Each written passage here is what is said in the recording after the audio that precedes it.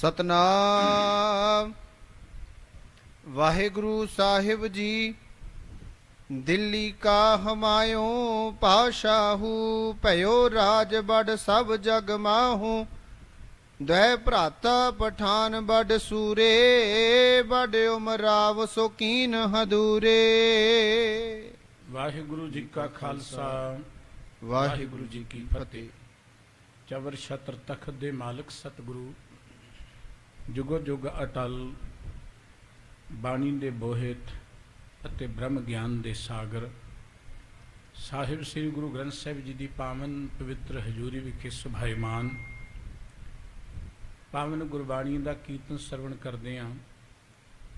परम पिता वाहिगुरु जी के प्यार में जुड़ बैठी गुरु सवारी साध संगत जीओ। वाहिगुरु जी की बख्शिश सदका रात्रि के दीवान च हाजरियां भरन का इस भाग समा प्राप्त होया है। गुरु के कीर्तनिया ने बड़े प्यार नाल सतगुरु जी के ये पावन बोल कीर्तन रूप में आप जी को सुनाए ने। दिन राति आराधो प्यारे निमख न की जय ढीला। उस परम पिता वाहिगुरु जी को हर वेले चेते रखो। कभी भी उस परमात्मा को याद करने में ढिलाई ना वरतो, सुस्ती ना वरतो। वाहिगुरु जी को याद करने की जो वडियाई है, वाहिगुरु जी को याद करने की जो महिमा है, सतगुरु जी कहते उन्हें बयान ही नहीं किया जा सकता। ज्यों ज्यों असी परमात्मा को चेते करांगे साडी सुरत वाहिगुरु जी के प्यार जुड़ेगी। जदों सुरत वाहिगुरु जी के प्यार जुड़ गई, मिल बे की महिमा बरन ना साकों जन नानक पर है परीला। परमात्मा के मिलाप की जो महिमा है, सतगुरु जी कहते परे तो परे है।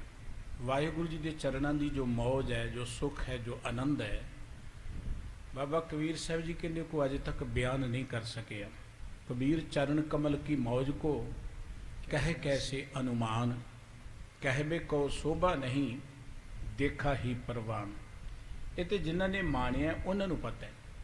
उदाहरण के तौर पर गुरबाणी सानू एक गल कही है, कहो कबीर गूंगे गुड़ खाया पूछे कहन न जाई।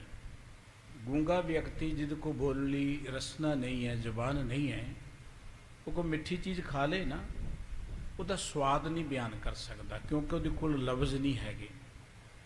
परमात्मा नू बयान करने के लिए, वो आनंद नू बयान करने के लिए साढ़े कोल कोई लफ्ज़ नहीं है, कोई शब्द नहीं है।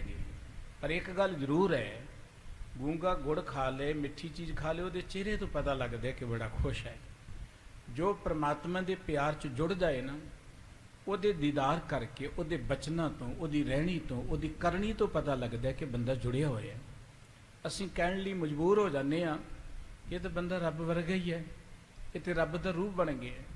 आप कि ਉਹਦੀ जिंदगी च रब्बी गुण आ जाते हैं, ਉਹਦੀ जिंदगी च सहज आ जाता है, धीरज आ जाता है, संतोख आ जाता है, सच का धारणी बन जाता है, वो नेक किरत करता है, वो परोपकारी जीवन बतीत करता है। इस करके सतगुरु जी कहते आपां भी दिन रात उस परमात्मा को चेते रखिया करिए। वाहिगुरु जी ने जिंदगी दी है, बड़ी अमोलक है। जीउंदे रहण लई देखो असीं कितना यतन करते हैं कि शरीरक तौर पर तंदुरुस्त रहीए, भोजन खाने आ, होर भी जो कुछ असीं कर सकते, शरीरक तौर पर एक्सरसाइज करते हैं, सैर करते हैं, जां होर खाण पीण के साधन ने कि जिन्हां साडा शरीर तंदुरुस्त रहे, करने चाहिए ने। शरीर तंदुरुस्त रहे बड़ी चंगी गल है, पर साडा मन भी तंदुरुस्त रहना चाहिए। कई बार शरीर तंदुरुस्त होए, मन रोगी होए ना, जिंदगी का कोई आनंद नहीं रहिंदा। मन नूं तंदुरुस्त रखण दे लई लोड़ है असीं हमेशा ही अपनी चंगी सोच रखीए, चंगी विचार रखीए, कि वो चंगी विचार बनेगी ज्यों ज्यों असीं परमात्मा दे सिमरन जुड़ांगे। सतगुरु जी मेहर करन, गुरु के ये बचन साडे हिरदियां च वसन। उठदियां बैठदियां उस वाहिगुरु जी नूं चेते रखीए। असीं तां संसारी जीव उस वाहिगुरु जी दे परोपकारां दा देण दे ही नहीं सकते। किन्नियां वड्डियां वड्डियां सानूं सतगुरु जी ने दित्तियां। गुरु अर्जन देव जी ने बड़े प्यारे बचन कह रहा, मैया के गुण चेत प्राणी कवन मूलते कवन दृष्टानी। जिन तू साज सवार शिंगारिया, गर्भ अगन में जिन्हें उभारिया, बारे अवस्था तुझे प्यारे दूध पर जोबन भोजन सुख सूत, बिरद भया ऊपर साख सैन, मुख प्याओ बैठ को दैन। सतगुरु जी कहते हो परमात्मा के गुण चेते करिया कर। देख तेरा मुढ़ की तेनू बना के दिता है। जे असीं अपनी मूल मुढ़ नूं देखिए कि मां की रगत पिता बिंद धारा, ਇਸ ਤੋਂ ਸਾਡਾ ਇਹ ਸੋਹਣਾ ਵਜੂਦ ਪ੍ਰਮਾਤਮਾ ਨੇ ਬਣਾਇਆ, ਸਰੀਰ ਦਾ ਢਾਂਚਾ ਬਣਾਇਆ, ਇਹਨੂੰ ਬਾਹਰੋਂ ਸੋਹਣਿਆ ਬਣਾ ਦਿੱਤਾ ਹੈ। ਇਹਨੂੰ ਫਿਰ ਸੋਹਣੇ ਨੈਂਡਕਸ ਲਗਾ ਕੇ ਉਹਨੇ ਸ਼ਿੰਗਾਰ ਦਿੱਤਾ, ਸੋਹਣੀਆਂ ਅੱਖਾਂ ਦਿੱਤੀਆਂ ਨੇ, ਸੋਹਣਾ ਸਾਨੂੰ ਨੱਕ ਦਿੱਤਾ ਹੈ, ਮੂੰਹ ਦੇ ਵਿੱਚ ਦੰਦ ਦਿੱਤੇ ਨੇ। ਕਿੰਨੀਆਂ ਵੱਡੀਆਂ ਰਹਿਮਤਾਂ ਨੇ ਉਸ ਪ੍ਰਮਾਤਮਾ ਦੀਆਂ। ਫਿਰ ਵਾਹਿਗੁਰੂ ਜੀ ਨੇ ਮਾਤਾ ਕੇ ਉਦਰ 'ਚ ਵੀ ਸਾਡੀ ਪ੍ਰਤਪਾਲਣਾ ਕੀਤੀ, ਅਗਨ ਦੇ ਵਿੱਚ ਸਾਡੀ ਪ੍ਰਤਪਾਲਣਾ ਕੀਤੀ ਹੈ। ਬਾਲ ਅਵਸਥਾ ਸਾਨੂੰ ਪੀਣ ਲਈ ਅੰਮ੍ਰਿਤ ਵਰਗਾ ਦੁੱਧ ਪ੍ਰਮਾਤਮਾ ਨੇ ਭੇਜ ਦਿੱਤਾ ਹੈ। ਜਵਾਨੀ ਵਿੱਚ ਅਨੇਕਾਂ ਸੁੱਖ ਸਹੂਲਤਾਂ ਦਿੱਤੀਆਂ ਨੇ। ਉਹਨੂੰ ਵਾਹਿਗੁਰੂ ਜੀ ਨੂੰ ਕਿੰਨਾ ਫਿਕਰ ਹੈ, ਸਾਡੀ ਬਿਰਧ ਅਵਸਥਾ ਦੇ ਲਈ ਧੀਆਂ ਪੁੱਤਰ ਸਾਡੇ ਬਣਾ ਦਿੱਤੇ ਨੇ। ਇਹ ਗੱਲ ਵੱਖਰੀ ਹੈ ਕਿ ਸਾਨੂੰ ਧੀਆਂ ਪੁੱਤਰ ਪਾਲਣੇ ਨਹੀਂ ਆਏ, ਉਹ ਬੁਢੇਪੇ ਸਾਡਾ ਆਸਰਾ ਨਹੀਂ ਬਣਦੇ, 'ਚ ਪ੍ਰਮਾਤਮਾ ਦਾ ਕੋਈ ਕਸੂਰ ਨਹੀਂ ਹੈ। ਅਸੀਂ ਧੀਆਂ ਪੁੱਤਰਾਂ ਨੂੰ ਸਿਰਫ ਪੈਸੇ ਕਮਾਉਣ ਵਾਲੇ ਬਣਾਇਆ, ਉਹਨੂੰ ਇਹੋ ਜਿਹੀ ਐਜੂਕੇਸ਼ਨ ਦਿੱਤੀ ਕਿ ਰੱਜ ਕੇ ਪੈਸੇ ਕਮਾਉਣ, ਬੜੇ ਅਮੀਰ ਬਣ ਗਏ ਅਮੀਰ। ਹੁਣ ਅਮੀਰ ਬਣ ਜਾਣਗੇ, ਪੈਸੇ ਕਮਾਉਣ ਵਾਲੀਆਂ ਮਸ਼ੀਨਾਂ ਬਣ ਜਾਣਗੇ, ਤੇ ਕੋਈ ਵਿਰਲੇ ਹੀ ਨੇ ਜਿਹੜੇ ਮਾਂ ਪਿਓ ਨੂੰ ਪੁੱਛਦੇ ਨੇ। ਇਸ ਕਰਕੇ ਸਾਨੂੰ ਉਹਨਾਂ ਬੱਚਿਆਂ ਨੂੰ ਪਾਲਣ ਦੀ ਜਾਂਚ ਨਹੀਂ, ਇਹ ਗੱਲ ਵੱਖਰੀ ਹੈ। ਪਰਮਾਤਮਾ ਨੇ ਇਹ ਰਿਸ਼ਤੇਦਾਰੀਆਂ ਦਿੱਤੀਆਂ ਸਨ ਕਿ ਬਿਰਧ ਅਵਸਥਾ 'ਚ ਬਜ਼ੁਰਗਾਂ ਦਾ ਆਸਰਾ ਬਣ ਸਕਣ। ਸਤਿਗੁਰੂ ਜੀ ਕਹਿੰਦੇ ਪਰ ਮਨੁੱਖ ਇਹਨਾਂ ਕਿਰਤ ਕਾਣੇ ਨਿਰਗੁਣ ਗੁਣ ਕਛੂ ਨਾ ਬੂਝੈ। ਅਨੇਕਾਂ ਦਾਤਾਂ ਵਾਹਿਗੁਰੂ ਜੀ ਨੇ ਦਿੱਤੀਆਂ ਨੇ, ਪਰ 10 ਵਸਤੂ ਲੈ ਪਾਛੇ ਪਾਵੈ, ਇੱਕ ਬਸਤ ਕਾਰਨ ਵਿਖੋਟ ਗਵਾਵੇ। ਅਨੇਕਾਂ ਦਾਤਾਂ ਲੈ ਕੇ ਜੇ ਇੱਕ ਚੀਜ਼ ਜੋ ਮੈਂ ਚਾਹੁੰਦਾ ਨਹੀਂ ਮਿਲਦੀ, ਆਪਾਂ ਕਹਿੰਦੇ ਰੱਬ ਤੇ ਸਾਡੀ ਸੁਣਦਾ ਹੀ ਨਹੀਂ ਹੈ, ਰੱਬ ਤੇ ਸਾਨੂੰ ਭੁੱਲ ਹੀ ਗਏ, ਰੱਬ ਨੇ ਤੇ ਸਾਡੇ ਤੇ ਬੜਾ ਕਹਿਰ ਕਰ ਦਿੱਤਾ ਹੈ, ਰੱਬ ਨੇ ਤੇ ਸਾਡੇ ਤੇ ਬੜਾ ਜ਼ੁਲਮ ਕਰਤਾ ਹੈ। ਅਸੀਂ ਰੱਬ ਨੂੰ ਇੱਕ ਬੜਾ ਵਿਰੋਧੀ ਜਿਹਾ ਜਾਣਨ ਲੱਗ ਪੈਂਦੇ ਹਾਂ। ਰੱਬ ਨੂੰ ਤੇ ਅਸੀਂ ਇਦਾਂ ਦਾ ਬਣਾ ਦਿੰਦੇ ਹਾਂ ਜਿਵੇਂ ਰੱਬ ਸਾਡਾ ਦੁਸ਼ਮਣ ਹੁੰਦਾ ਹੈ। ਰੱਬ ਦੁਸ਼ਮਣ ਨਹੀਂ ਹੈ, ਰੱਬ ਮਿਹਰਬਾਨ ਹੈ, ਸਦ ਬਖਸ਼ਿੰਦ ਹੈ, ਸਦਾ ਮਿਹਰਬਾਨ ਹੈ। ਇਸ ਕਰਕੇ ਸਤਿਗੁਰੂ ਜੀ ਕਹਿੰਦੇ ਉਸ ਪਰਮਾਤਮਾ ਨੂੰ ਸਦਾ ਹੀ ਚੇਤੇ ਰੱਖਿਆ ਕਰੋ। ਜਿਉਂ-ਜਿਉਂ ਉਹਨੂੰ ਚੇਤੇ ਕਰੋਗੇ ਤਿਉਂ-ਤਿਉਂ ਅੰਦਰੋਂ ਨਿਰਮਲ ਹੋਵੋਗੇ, ਪਵਿੱਤਰ ਹੋਵੋਗੇ, ਵਾਹਿਗੁਰੂ ਜੀ ਦੇ ਪਿਆਰ ਜੁੜੋਗੇ, ਸਦਾ ਸੁੱਖ ਮਿਲੇਗਾ। ਜਿੱਥੇ ਗੁਰੂ ਕੇ ਇਹ ਅੰਮ੍ਰਿਤ ਬਚਨ ਆਪ ਜੀ ਸਰਵਣ ਕਰੇ ਸੀ, ਧੰਨ ਗੁਰੂ ਅੰਗਦ ਦੇਵ ਜੀ ਮਹਾਰਾਜ ਦੇ ਜੀਵਨ ਇਤਿਹਾਸ ਚੋਂ ਹਰ ਰੋਜ਼ ਆਪ ਜੀ ਕਥਾ ਵਾਰਤਾ ਸਰਵਣ ਕਰਦੇ ਹੋ। ਸ੍ਰੀ ਗੁਰ ਪ੍ਰਤਾਪ ਸੂਰਜ ਗ੍ਰੰਥ, 2 ਗ੍ਰੰਥ ਨੇ, ਇੱਕ ਦਾ ਨਾਮ ਹੈ ਸ੍ਰੀ ਗੁਰੂ ਨਾਨਕ ਪ੍ਰਗਾਸ। ਗੁਰੂ ਨਾਨਕ ਸਾਹਿਬ ਜੀ ਦੀ ਗਾਥਾ ਜਿਸ ਗ੍ਰੰਥ ਵਿੱਚ ਲਿਖੀ ਉਹਦਾ ਨਾਮ ਹੈ ਸ੍ਰੀ ਗੁਰੂ ਨਾਨਕ ਪ੍ਰਗਾਸ, ਜਿਹਦੇ ਵਿੱਚ ਗੁਰੂ ਸਾਹਿਬ ਜੀ ਦੀ ਵਡਿਆਈ ਪ੍ਰਗਟ ਹੈ। ਮਾਨਯੋਗ ਭਾਈ ਸੰਤੋਖ ਸਿੰਘ ਜੀ ਨੇ ਇਹ ਗ੍ਰੰਥ ਜਮਨਾ ਨਗਰ ਨੇੜੇ ਇੱਕ ਬੂੜੀਆ ਨਗਰ ਹੈ, ਉੱਥੇ ਬੈਠ ਕੇ ਲਿਖਿਆ ਸੀ। ਬੂੜੀਆ ਦਾ ਰਾਜਾ ਧਰਮੀ ਸਿੱਖ ਰਾਜਾ ਸੀ, ਉਹਨੇ ਭਾਈ ਸਾਹਿਬ ਜੀ ਨੂੰ ਰੱਖਿਆ, ਉੱਥੇ ਗੁਰੂ ਨਾਨਕ ਸਾਹਿਬ ਜੀ ਦੀ ਕੀਰਤੀ ਲਿਖੀ ਇਹਨਾਂ ਨੇ। ਇੱਕ ਗ੍ਰੰਥ ਹੈ ਸ੍ਰੀ ਗੁਰੂ ਨਾਨਕ ਪ੍ਰਕਾਸ਼ ਸੂਰਜ, ਸ੍ਰੀ ਗੁਰੂ ਪ੍ਰਤਾਪ ਸੂਰਜ ਗ੍ਰੰਥ, ਜਿਸ ਗ੍ਰੰਥ ਦੇ ਰਾਹੀਂ ਸਤਿਗੁਰੂ ਜੀ ਦਾ ਪ੍ਰਤਾਪ ਸੂਰਜ ਵਾਂਗੂ ਪ੍ਰਗਟ ਹੋਏ। ਜਿਵੇਂ ਸੂਰਜ ਦੀ ਮਹਿਮਾ ਹੈ ਨਾ, ਚਾਨਣ ਹੈ, ਜਿਹੜਾ ਗ੍ਰੰਥ ਗੁਰੂ ਕੇ ਪ੍ਰਤਾਪ ਨੂੰ ਇਵੇਂ ਪ੍ਰਗਟ ਕਰੇ, ਉਹਦਾ ਨਾਮ ਹੈ ਸ੍ਰੀ ਗੁਰੂ ਪ੍ਰਤਾਪ ਸੂਰਜ ਗ੍ਰੰਥ। ਭਾਈ ਸਾਹਿਬ ਜੀ ਨੇ ਗ੍ਰੰਥ ਕੈਂਥਲ 'ਚ ਬੈਠ ਕੇ ਲਿਖਿਆ ਸੀ। ਰਾਜਾ ਉਦੈ ਸਿੰਘ ਜੀ ਕੈਂਥਲ ਦੇ ਰਾਜੇ ਸਨ, ਸਿੱਖ ਰਾਜੇ ਸਨ। ਉਹ ਤੇ ਹੁਣ ਪਰਉਪਕਾਰੀ ਲੋਕ ਲੱਭਣੇ ਬੜੇ ਔਖੇ ਹੋ ਗਏ, ਜਿਹੜੇ ਵਿਦਵਾਨਾਂ ਨੂੰ ਸਪਾਂਸਰ ਕਰਨ ਕਿ ਬੈਠ ਕੇ ਤੁਸੀਂ ਗੁਰੂ ਦੀ ਗੱਲ ਲਿਖੋ। ਅੱਜ ਸਾਡੇ 'ਚ ਅਮੀਰ ਬਹੁਤ ਨੇ, ਇਹ ਨਹੀਂ ਹੈ ਕਿ ਸਿੱਖ ਕੋਲ ਧਨ ਨਹੀਂ ਹੈ, ਵੱਡੇ ਵੱਡੇ ਸੰਸਥਾਵਾਂ ਨੇ ਸਾਡੀਆਂ, ਔਰ ਹੈਗੀਆਂ ਵੀ ਉਹ ਗੁਰੂ ਦੇ ਨਾਂ 'ਤੇ ਨੇ, ਧਰਮ ਦੇ ਨਾਂ 'ਤੇ ਨੇ। ਪਰ ਕੋਈ ਇਹੋ ਜਿਹਾ ਸਾਨੂੰ ਸੰਸਥਾ ਜਾਂ ਇਹੋ ਜਿਹੀ ਸਾਨੂੰ ਕੋਈ ਸੁਸਾਇਟੀ ਜਾਂ ਇਹੋ ਜਿਹਾ ਸਿੱਖ ਸਰਦਾਰ ਨਹੀਂ ਲੱਭਿਆ ਜਿਹੜਾ ਕਿਤੇ ਭਾਈ ਸੰਤੋਖ ਸਿੰਘ ਵਾਂਗੂ ਜਿਵੇਂ ਕੈਂਥਲ ਦੇ ਰਾਜੇ ਨੇ ਕੋਲ ਰੱਖਿਆ ਕਿ ਭਾਈ ਸਾਹਿਬ ਜੀ ਗੁਰੂ ਕੀ ਵਡਿਆਈ ਲਿਖੋ। ਇਹ ਗ੍ਰੰਥ ਦੀਆਂ 14 ਜਿਲਦਾਂ ਨੇ, ਬੜਾ ਵੱਡਾ ਗ੍ਰੰਥ ਹੈ, ਭਾਈ ਸਾਹਿਬ ਜੀ ਨੇ ਬੈਠ ਕੇ ਲਿਖਿਆ।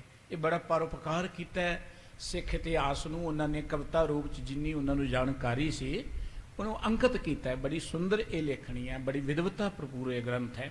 ਇਹ 'ਚ ਕੋਈ ਸ਼ੱਕ ਨਹੀਂ ਹੈ ਕਿ ਕੁਝ ਗੱਲਾਂ ਇਹਦੇ 'ਚ ਵਿਆਖਿਆ ਦੀ ਜਾਂ ਪੜਚੋੜ ਦੀਆਂ ਮੁਹਤਾਜ ਨੇ, ਜਿਹਦੀ ਲੋੜ ਹੈ ਸਾਨੂੰ ਸਾਡੀਆਂ ਜ਼ਿੰਮੇਵਾਰ ਸੰਸਥਾਵਾਂ ਨੂੰ ਇਹਦੇ 'ਤੇ ਵਿਸ਼ਲੇਸ਼ਣ ਕਰਨ ਦੀ। ਪਰ ਇਸ ਗ੍ਰੰਥ ਦੇ ਮੁਕਾਬਲੇ ਕੋਈ ਗ੍ਰੰਥ ਨਹੀਂ ਹੈ ਸਾਡੇ ਕੋਲ ਹੋਰ। ਸੋ ਭਾਈ ਸਾਹਿਬ ਜੀ ਨੇ ਗੁਰੂ ਅੰਗਦ ਦੇਵ ਜੀ ਮਹਾਰਾਜ ਤੋਂ ਲੈ ਕੇ ਗੁਰੂ ਗੋਬਿੰਦ ਸਿੰਘ ਸਾਹਿਬ ਜੀ ਦਾ ਜੀਵਨ ਇਤਿਹਾਸ ਸ੍ਰੀ ਗੁਰੂ ਪ੍ਰਤਾਪ ਸੂਰਜ ਗ੍ਰੰਥ ਦੇ ਅੰਦਰ ਲਿਖਿਆ। ਇਹਦੀਆਂ 12 ਰਾਸਾਂ ਬਣਾਈਆਂ ਨੇ, ਇਹਦੀਆਂ ਰੁੱਤਾਂ ਬਣਾਈਆਂ ਨੇ। ਜਿਵੇਂ ਸੂਰਜ ਦੇ ਨਾਲ ਨਹੀਂ ਰਾਸਾਂ ਦਾ ਸੰਬੰਧ, ਰੁੱਤਾਂ ਦਾ ਸੰਬੰਧ, ਉਤਰਾਇਣ ਦਖਰਾਇਣ ਦਾ ਸੰਬੰਧ ਹੈ, ਬਿਲਕੁਲ ਸੂਰਜ ਦੇ ਵਾਂਗੂ ਇਹ ਗ੍ਰੰਥ ਬਣਾਤਾ। ਇਹਦੀਆਂ 12 ਰਾਸਾਂ ਬਣਾਈਆਂ ਨੇ ਔਰ 6 ਰੁੱਤਾਂ ਬਣਾਈਆਂ ਨੇ ਇਸੇ ਤਰੀਕੇ ਦੇ ਨਾਲ। ਫਿਰ 2 ਆਇਣਾ, ਉਤਰਾਇਣ ਤੇ ਦਖਰਾਇਣ। ਭਾਈ ਸਾਹਿਬ ਜੀ ਨੇ ਇਦਾਂ ਰੁੱਤਾਂ ਦੇ ਹਿਸਾਬ ਦੇ ਨਾਲ ਆਪਣੀ ਕਵਿਤਾ ਦਾ ਰੰਗ ਬਦਲਿਆ। ਜੋ ਰੁੱਤ ਚੱਲ ਰਹੀ ਉਹਦੇ 'ਚ ਉਹੀ ਫਲਾਂ, ਬੂਟੀਆਂ, ਪੰਛੀਆਂ ਦਾ ਜ਼ਿਕਰ ਵੀ ਕੀਤਾ। ਬਹੁਤ ਵਿਦਵਤਾ ਭਰਪੂਰ ਇਹ ਗ੍ਰੰਥ ਹੈ। ਸੋ ਜਿਵੇਂ ਭਾਈ ਸਾਹਿਬ ਜੀ ਗੁਰੂ ਕੀ ਕੀਰਤੀ ਦੱਸ ਰਹੇ ਨੇ ਕਿ ਸਤਿਗੁਰੂ ਗੁਰੂ ਅੰਗਦ ਦੇਵ ਜੀ ਮਹਾਰਾਜ ਖੰਡੂਰ ਸਾਹਿਬ ਨਗਰ ਵਿੱਚ ਆ ਗਏ। ਗੁਰੂ ਨਾਨਕ ਸਾਹਿਬ ਜੀ ਨੇ ਜੋਤੀ ਜੋ ਸਮਾਉਣ ਤੋਂ ਪਹਿਲਾਂ ਥਾਪਿਓ ਲਹਿਣਾ ਜੀਵਦੇ, ਜਿਉਂਦੇ ਜੀ ਭਾਈ ਲਹਿਣਾ ਜੀ ਨੂੰ ਗੁਰਤਾ ਗੱਦੀ ਦੀ ਦਾਤ ਦੇ ਦਿੱਤੀ। ਭਾਈ ਲਹਿਣਾ ਜੀ ਨੂੰ ਗੁਰਬਾਣੀ ਦੀਆਂ ਪੋਥੀਆਂ ਦੇ ਕੇ, ਕਮਰਕੱਸਾ ਦੇ ਕੇ, ਗੁਰਤਾ ਗੱਦੀ ਦਾਤ ਦੇ ਕੇ ਖੰਡੂਰ ਭੇਜ ਦਿੱਤਾ ਹੈ। ਹੁਣ ਖੰਡੂਰੇ ਵਿੱਚ ਆ ਕੇ ਸਤਿਗੁਰੂ ਜੀ ਫੇਰ ਵਸਾਇਆ ਫੇਰੂਆਣ ਸਤਿਗੁਰ ਖੰਡੂਰ। ਫੇਰੂਆਣ ਦਾ ਕਿ ਫੇਰੂ ਜੀ ਦੇ ਪੁੱਤਰ, ਬਾਬਾ ਫੇਰੂ ਜੀ ਦੇ ਪੁੱਤਰ ਭਾਈ ਲਹਿਣਾ ਜੀ ਗੁਰੂ ਅੰਗਦ ਦੇਵ ਜੀ ਮਹਾਰਾਜ ਨੇ ਖੰਡੂਰ 'ਚ ਰੌਣਕ ਲਾ ਦਿੱਤੀ। ਖੰਡੂਰ ਦੇ ਵਿੱਚ ਗੁਰੂ ਕੇ ਲੰਗਰ ਚੱਲਣੇ ਸ਼ੁਰੂ ਹੋ ਗਏ। ਖੰਡੂਰ ਦੇ ਵਿੱਚ ਗੁਰਬਾਣੀ ਦਾ ਪ੍ਰਵਾਹ ਚੱਲਣਾ ਸ਼ੁਰੂ ਹੋ ਗਿਆ, ਸਤ ਸੰਗਤ ਹੋਣੀ ਸ਼ੁਰੂ ਹੋ ਗਈ। ਖੰਡੂਰ ਸਾਹਿਬ ਵਿੱਚ ਬੈਠ ਕੇ ਗੁਰੂ ਅੰਗਦ ਦੇਵ ਜੀ ਨੇ ਬਹੁਤ ਵੱਡੇ ਪਰਉਪਕਾਰ ਕੀਤੇ। ਵੱਡੇ ਪਰਉਪਕਾਰ, ਸਭ ਤੋਂ ਪਹਿਲੀ ਗੱਲ ਕਿ ਗੁਰੂ ਨਾਨਕ ਸਾਹਿਬ ਜੀ ਨੇ ਏਡੀ ਵੱਡੀ ਘਾਲਣਾ ਘਾਲੀ ਸੀ। ਸਾਰੀ ਜ਼ਿੰਦਗੀ ਘਾਲਣਾ ਘਾਲ ਕੇ ਉਹਨਾਂ ਸਿੱਖੀ ਦੇ ਇਸ ਬੂਟੇ ਨੂੰ ਲਗਾਇਆ, ਸਿੱਖੀ ਦੀ ਫੁਲਵਾੜੀ ਨੂੰ ਕਾਇਮ ਕੀਤਾ। ਫੁਲਵਾੜੀ ਲਾਉਣੀ ਔਖੀ ਗੱਲ ਹੁੰਦੀ ਹੈ, ਕੋਈ ਕੰਮ ਆਰੰਭ ਕਰਨਾ ਔਖਾ ਕੰਮ ਹੁੰਦਾ ਹੈ, ਬੜੀ ਘਾਲਣਾ ਚਾਹੀਦੀ ਹੈ। ਪਰ ਉਸ ਆਰੰਭ ਕੀਤੇ ਹੋਏ ਕੰਮ ਨੂੰ ਚੱਲਦੇ ਰੱਖਣਾ ਹੋਰ ਇੱਕ ਬੜੀ ਤਗੜੀ ਚੈਲੰਜ ਵਾਲੀ ਗੱਲ ਹੁੰਦੀ ਹੈ। ਕਨਿੰਗਮੇ ਗੱਲ ਲਿਖਦਾ ਹੈ ਕਿ ਗੁਰੂ ਨਾਨਕ ਸਾਹਿਬ ਜੀ ਤੋਂ ਬਾਅਦ ਗੁਰੂ ਅੰਗਦ ਦੇਵ ਜੀ ਮਹਾਰਾਜ ਨੇ ਗੁਰੂ ਨਾਨਕ ਸਾਹਿਬ ਜੀ ਦੇ ਉਸ ਇਨਕਲਾਬ ਨੂੰ ਉਦਾਂ ਹੀ ਅੱਗੇ ਤੋਰਿਆ, ਉਦੋਂ ਵੱਧ ਕੇ ਤੋਰਿਆ। ਖੰਡੂਰ ਵਿੱਚ ਬੈਠ ਕੇ ਸਤਿਗੁਰੂ ਜੀ ਨੇ ਜੋ ਮਹਿਸੂਸ ਕੀਤਾ, ਇੱਕ ਕੌਮ ਦੇ ਲਈ ਕੀ ਕੁਝ ਚਾਹੀਦਾ ਹੈ, ਇਸ ਸਿੱਖੀ ਨੂੰ ਪ੍ਰਚਾਰਨ ਦੇ ਲਈ ਸਾਨੂੰ ਲੋੜ ਕੀ ਹੈ।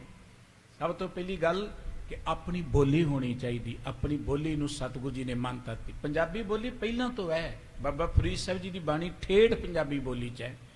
ਪੰਜਾਬੀ ਬੋਲੀ ਪਹਿਲਾਂ ਹੈ, ਪਰ ਇਹ ਬੋਲੀ ਨੁਕਰੇ ਲੱਗੀ ਹੋਈ ਸੀ। ਸਤਿਗੁਰੂ ਜੀ ਨੇ ਬੜੀ ਵਿਦਵਤਾ ਭਰਪੂਰ ਢੰਗ ਨਾਲ ਇਸ ਲਿਪੀ ਨੂੰ ਸਵਾਰਿਆ, ਇਹਨੂੰ ਮਾਣ ਦਿੱਤਾ। ਸਤਿਗੁਰੂ ਜੀ ਆਪ ਬੜੇ ਤਗੜੇ ਭਾਸ਼ਾ ਵਿਗਿਆਨੀ ਸਨ। ਗੁਰੂ ਅੰਗਦ ਦੇਵ ਜੀ ਮਹਾਰਾਜ 7 ਸਾਲ ਗੁਰੂ ਨਾਨਕ ਸਾਹਿਬ ਜੀ ਦੀ ਹਜ਼ੂਰੀ 'ਚ ਰਹਿ ਕੇ ਉਹਨਾਂ ਨੇ ਬਹੁਤ ਗਿਆਨ ਪ੍ਰਾਪਤ ਕੀਤਾ। ਤਾਈਓ ਤੇ ਸਤਿਗੁਰੂ ਜੀ ਨੇ ਮਾਣ ਦਿੱਤਾ ਸੀ। ਇੱਕ ਆਪਣੀ ਬੋਲੀ ਨੂੰ ਵਡਿਆਇਆ, ਦੂਸਰੀ ਗੱਲ ਗੁਰੂ ਕਾ ਇਤਿਹਾਸ ਲਿਖਿਆ, ਤੀਸਰੀ ਗੱਲ ਸਤਿਗੁਰੂ ਜੀ ਦੀ ਬਾਣੀ ਨੂੰ ਇਕੱਤਰ ਕੀਤਾ। ਸਭ ਤੋਂ ਵੱਡੀ ਗੱਲ ਕਿ ਕੌਮ ਨੂੰ ਜਿਉਂਦਿਆਂ ਰੱਖਣ ਦੇ ਲਈ ਅਧਿਆਤਮਕ ਪੱਖ ਤੋਂ ਸਰੀਰਕ ਤੌਰ ਤੇ ਕੌਮ ਬੜੀ ਤੰਦਰੁਸਤ ਹੋਣੀ ਚਾਹੀਦੀ ਹੈ। ਕੋਈ ਧਰਮ, ਕੋਈ ਕੌਮ, ਕੋਈ ਸਮਾਜ, ਕੋਈ ਮੁਲਕ ਤਾਂ ਹੀ ਜਿਉਂਦਾ ਰਹਿ ਸਕਦਾ ਹੈ ਜੇ ਉਸ ਮੁਲਕ, ਸਮਾਜ, ਕੌਮ ਦੇ ਲੋਕ ਸਰੀਰਕ ਤੌਰ ਤੇ ਤੰਦਰੁਸਤ ਨੇ। ਰੋਗੀਆਂ ਦੇ ਨਾਲ ਕਦੀ ਕੌਮ ਨਹੀਂ ਜਿਉਂਦੀ ਰਹਿੰਦੀ ਹੁੰਦੀ। ਸਤਿਗੁਰੂ ਜੀ ਨੇ ਕਿਤੇ ਸਾਨੂੰ ਇਹ ਧਰਮ ਨਹੀਂ ਦਿੱਤਾ ਕਿ ਤੁਸੀਂ ਧਰਮ ਦੇ ਨਾਂ ਤੇ ਭੁੱਖੇ ਬੈਠੇ ਰਹੋ, ਜਾਂ ਬਰਫ਼ 'ਚ ਬੈਠੇ ਰਹੋ, ਜਾਂ ਧੂਣੀਆਂ ਤਾਈ ਰੱਖੋ, ਜਾਂ ਨੰਗੇ ਪੈਰੀਂ ਭੱਜੇ ਫਿਰੋ। ਇਹ ਗੁਰਮਤਿ ਦਾ ਧਰਮ ਨਹੀਂ ਹੈ। ਸਤਿਗੁਰੂ ਜੀ ਨੇ ਸਰੀਰਕ ਤੌਰ ਤੇ ਤੰਦਰੁਸਤ ਰੱਖਣ ਦੇ ਲਈ ਉੱਥੇ ਮੱਲ ਅਖਾੜੇ ਰਚੇ। ਖੰਡੂਰ ਸਾਹਿਬ ਜੀ ਵਿੱਚ ਜਾਓ, ਉੱਥੇ ਮੱਲ ਅਖਾੜੇ ਗੁਰਦੁਆਰਾ ਇਹ ਯਾਦ ਦਿਵਾਉਂਦਾ ਹੈ। ਸਤਿਗੁਰੂ ਜੀ ਬੱਚਿਆਂ ਦੀਆਂ ਕੁਸ਼ਤੀਆਂ, ਖੇਡਾਂ ਕਰਾਇਆ ਕਰਦੇ ਸਨ, ਘੋਲ ਕਰਾਇਆ ਕਰਦੇ ਸਨ। ਉਹਨਾਂ ਨੂੰ ਕੋਲੋਂ ਫਿਰ ਸਤਿਗੁਰੂ ਜੀ ਨੇ ਘਿਓ ਦੇਣਾ। ਇਵੇਂ ਕਹਿ ਲਓ ਕਿ ਸਰੀਰਕ ਤੌਰ ਤੇ ਤੰਦਰੁਸਤ ਰਹਿਣ ਦੇ ਲਈ। ਅਗਲੀ ਬੜੀ ਵੱਡੀ ਗੱਲ, ਸਰੀਰ ਤੰਦਰੁਸਤ ਹੋਏ ਚੰਗੀ ਗੱਲ ਹੈ, ਪਰ ਐਜੂਕੇਸ਼ਨ ਹੋਣੀ ਬਹੁਤ ਜ਼ਰੂਰੀ ਹੈ। ਐਜੂਕੇਸ਼ਨ ਤੋਂ ਬਿਨਾਂ ਵੀ ਕੋਈ ਸਮਾਜ ਜਿਹੜਾ ਵਿਕਾਸ ਨਹੀਂ ਕਰ ਸਕਦਾ। ਸਤਿਗੁਰੂ ਜੀ ਆਪ ਬੱਚਿਆਂ ਨੂੰ ਪੜ੍ਹਾਇਆ ਕਰਦੇ ਸਨ। ਇਹ ਜਿਹੜਾ ਨਾ ਬਾਲ ਬੋਧ ਕਾਇਦਾ ਜਿਹੜਾ ਹੈ, ਇਹਦੀ ਕਾਢ ਗੁਰੂ ਅੰਗਦ ਦੇਵ ਜੀ ਨੇ ਕੱਢੀ। ਬਾਲ ਬੋਧ ਸਤਿਗੁਰੂ ਗੁਰੂ ਅੰਗਦ ਦੇਵ ਜੀ ਨੇ ਤਿਆਰ ਕੀਤਾ ਸੀ। ਹੋਰ ਬੜੀਆਂ ਦਾਤਾਂ ਸਤਿਗੁਰੂ ਜੀ ਨੇ ਦਿੱਤੀਆਂ। ਇੱਕ ਘਟਨਾ ਭਾਈ ਸਾਹਿਬ ਜੀ ਦੱਸ ਰਹੇ ਨੇ, ਸਤਿਗੁਰੂ ਜੀ ਖੰਡੂਰ ਨਗਰ ਵਿੱਚ ਨੇ, ਦਿੱਲੀ ਤਖਤ ਤੇ ਬੈਠਾ ਸੀ ਹਮਾਯੂ, ਬਾਬਰ ਦਾ ਪੁੱਤਰ। ਬਾਬਰ ਨੇ ਸਭ ਤੋਂ ਪਹਿਲਾਂ ਆ ਕੇ 1521 ਵਿੱਚ ਹਿੰਦੁਸਤਾਨ ਵਿੱਚ ਮੁਗਲੀਆ ਸਾਮਰਾਜ ਦੀ ਆਰੰਭਤਾ ਕੀਤੀ। ਬਾਬਰ ਤੋਂ ਬਾਅਦ ਉਹਦਾ ਪੁੱਤਰ ਹਮਾਯੂ ਦਿੱਲੀ ਦੇ ਤਖਤ ਤੇ ਬੈਠਾ, ਔਰ ਉਦੋਂ ਬਗਾਵਤ ਹੋ ਗਈ। ਸ਼ੇਰ ਸ਼ਾਹ ਸੂਰੀ ਨੇ ਬਗਾਵਤ ਕਰ ਦਿੱਤੀ। ਹਮਾਯੂ ਦੇ ਨਾਲ ਜਦੋਂ ਲੜਾਈ ਹੋਈ, ਹਮਾਯੂ ਨੂੰ ਭੱਜਣਾ ਪਿਆ। ਉਹ ਹਮਾਯੂ ਭੱਜਦਾ ਭੱਜਦਾ ਖੰਡੂਰ ਨਗਰ 'ਚ ਆਉਂਦਾ। ਇਹ ਘਟਨਾ ਵਾਪਰਦੀ ਹੈ। ਭਾਈ ਸਾਹਿਬ ਜੀ ਦੱਸ ਰਹੇ ਨੇ ਕਿ ਕਿਵੇਂ ਵਾਪਰੀ ਹੈ। ਆਓ ਆਪਾਂ ਮਿਲ ਕੇ ਇਹ ਵਾਰਤਾ ਸਰਵਣ ਕਰੀਏ। ਗੁਰੂ ਕੇ ਪਿਆਰ 'ਚ ਜੁੜਦੇ ਹਾਂ। ਮਨ ਬਿਰਤੀਆਂ ਨੂੰ ਟਿਕਾਉਣ ਦੇ ਲਈ ਮੁੱਖ ਤੋਂ ਸਾਰੇ ਹੀ ਉਚਾਰਨ ਕਰੀਏ ਜੀ। ਸਤਨਾਮ ਵਾਹਿਗੁਰੂ ਸਾਹਿਬ ਜੀ। ਦਿੱਲੀ ਕਾ ਹਮਾਯੂ ਬਾਦਸ਼ਾਹੂ, ਭਇਓ ਰਾਜ ਬੜ ਸਭ ਜਗ ਮਾਹੂ। ਕਵੀ ਜੀ ਲਿਖਦੇ ਕਿ ਦਿੱਲੀ ਦਾ ਬਾਦਸ਼ਾਹ ਹਮਾਯੂ, ਜਿਹਦਾ ਬੜਾ ਵੱਡਾ ਰਾਜ ਸੀ ਉਸ ਵੇਲੇ। ਦ્વੈ ਭਰਾਤਾ ਪਠਾਨ ਬੜ ਸੂਰੇ, ਬੜ ਉਮਰਾ ਸ਼ੌਕੀਨ ਹਦੂਰੇ। 2 ਭਰਾ ਸਨ ਪਠਾਨ। ਦੇਖੋ ਪਠਾਨਾਂ ਤੇ ਮੁਗਲਾਂ ਦੀ ਆਪਸ ਵਿੱਚ ਹਮੇਸ਼ਾ ਤਕਰਾਰ ਰਹੀ ਹੈ। ਗੁਰਬਾਣੀ ਪੜ੍ਹੀਏ ਨਾ, ਸਤਿਗੁਰੂ ਜੀ ਦਾ ਇੱਕ ਬਚਨ ਹੈ ਈਮਨਾਬਾਦ 'ਚ, ਜਦੋਂ ਸਤਿਗੁਰੂ ਜੀ ਨੇ ਉਚਾਰੇ, ਮੁਗਲ ਪਠਾਣਾ ਭਈ ਲੜਾਈ, ਰਣ ਮੈਂ ਤੇਗ ਵਗਾਈ। ਕਿਉਂਕਿ ਮੁਗਲਾਂ ਤੋਂ ਪਹਿਲਾਂ ਹਿੰਦੁਸਤਾਨ 'ਚ ਰਾਜ ਪਠਾਨ ਕਰਦੇ ਸਨ, ਔਰ ਮੁਗਲਾਂ ਨੇ ਆ ਕੇ ਇਹਨਾਂ ਕੋ ਖੋਹ ਲਿਆ। ਉਹ ਪਠਾਣਾ ਕੋ ਫਿਰ ਤਾਕਤ ਆਈ। ਸ਼ੇਰ ਸ਼ਾਹ ਸੂਰੀ, ਉਹਦਾ ਇੱਕ ਭਰਾ ਸੀ ਬੜਾ ਤਗੜਾ, ਇਹਨਾਂ ਦੋਵਾਂ ਨੇ ਮਿਲ ਕੇ ਬਗਾਵਤ ਕਰ ਦਿੱਤੀ। ਬਿਗਰ ਬਰੇ ਦਿੱਲੀ ਪਤ ਸੰਗ ਗਰਭ ਠਾਨ ਚਾਹਤ ਬੇਜੰਗ। ਹੈਗੇ ਸਨ ਇਹ ਮੰਤਰੀ ਸਨ ਕਿਸੇ ਇਲਾਕੇ ਦੇ, ਇਹ ਵਿਗੜ ਗਏ ਹਮਾਯੂ ਦੇ ਨਾਲ, ਉਹਦੇ ਨਾਲ ਇਹਨਾਂ ਦਾ ਤਕਰਾਰ ਹੋ ਗਿਆ। ਏਕ ਸਲੇਮ ਸ਼ਾਹ ਤਿਸ ਨਾਮ ਸ਼ੇਰ ਸਾਹ ਦੂਸਰ ਬਲ ਧਾਮ। ਇੱਕ ਦਾ ਨਾਂ ਸੀ ਸਲੇਮ ਸ਼ਾਹ, ਇੱਕ ਦਾ ਨਾਂ ਸ਼ੇਰ ਸ਼ਾਹ ਸੀ। ਆ ਸ਼ੇਰ ਸ਼ਾਹ ਸੂਰੀ ਮਾਰਗ ਬਣਿਆ, ਇਹ ਉਹਨੇ ਹੀ ਬਣਾਇਆ, ਉਦੋਂ ਦੀ ਇਹ ਸੜਕ ਬਣੀ ਹੈ ਸ਼ੇਰ ਸ਼ਾਹ ਸੂਰੀ ਮਾਰਗ। ਪਠਾਣਾ ਵੇਲੇ, ਮੁਗਲਾਂ ਵੇਲੇ ਕਾਫੀ ਨਵੀਆਂ ਚੀਜ਼ਾਂ ਆਈਆਂ। ਨਹਿਰਾਂ ਜਿਹੜੀਆਂ, ਖਾਸ ਕਰਕੇ ਤੁਸੀਂ ਮਾਝੇ ਜਾਓ, ਅਪਰਵਾਰੀ ਦੁਆਬ ਹੈ ਨਹਿਰ ਇੱਕ, ਇਹ ਉਹਨਾਂ ਵੇਲੇ ਦੀ ਨਿਕਲੀ ਹੈ। ਸ਼ੇਰ ਸ਼ਾਹ ਸੂਰੀ ਵੇਲੇ ਵੀ ਕੁਝ ਨਹਿਰਾਂ ਨਿਕਲੀਆਂ ਸਨ।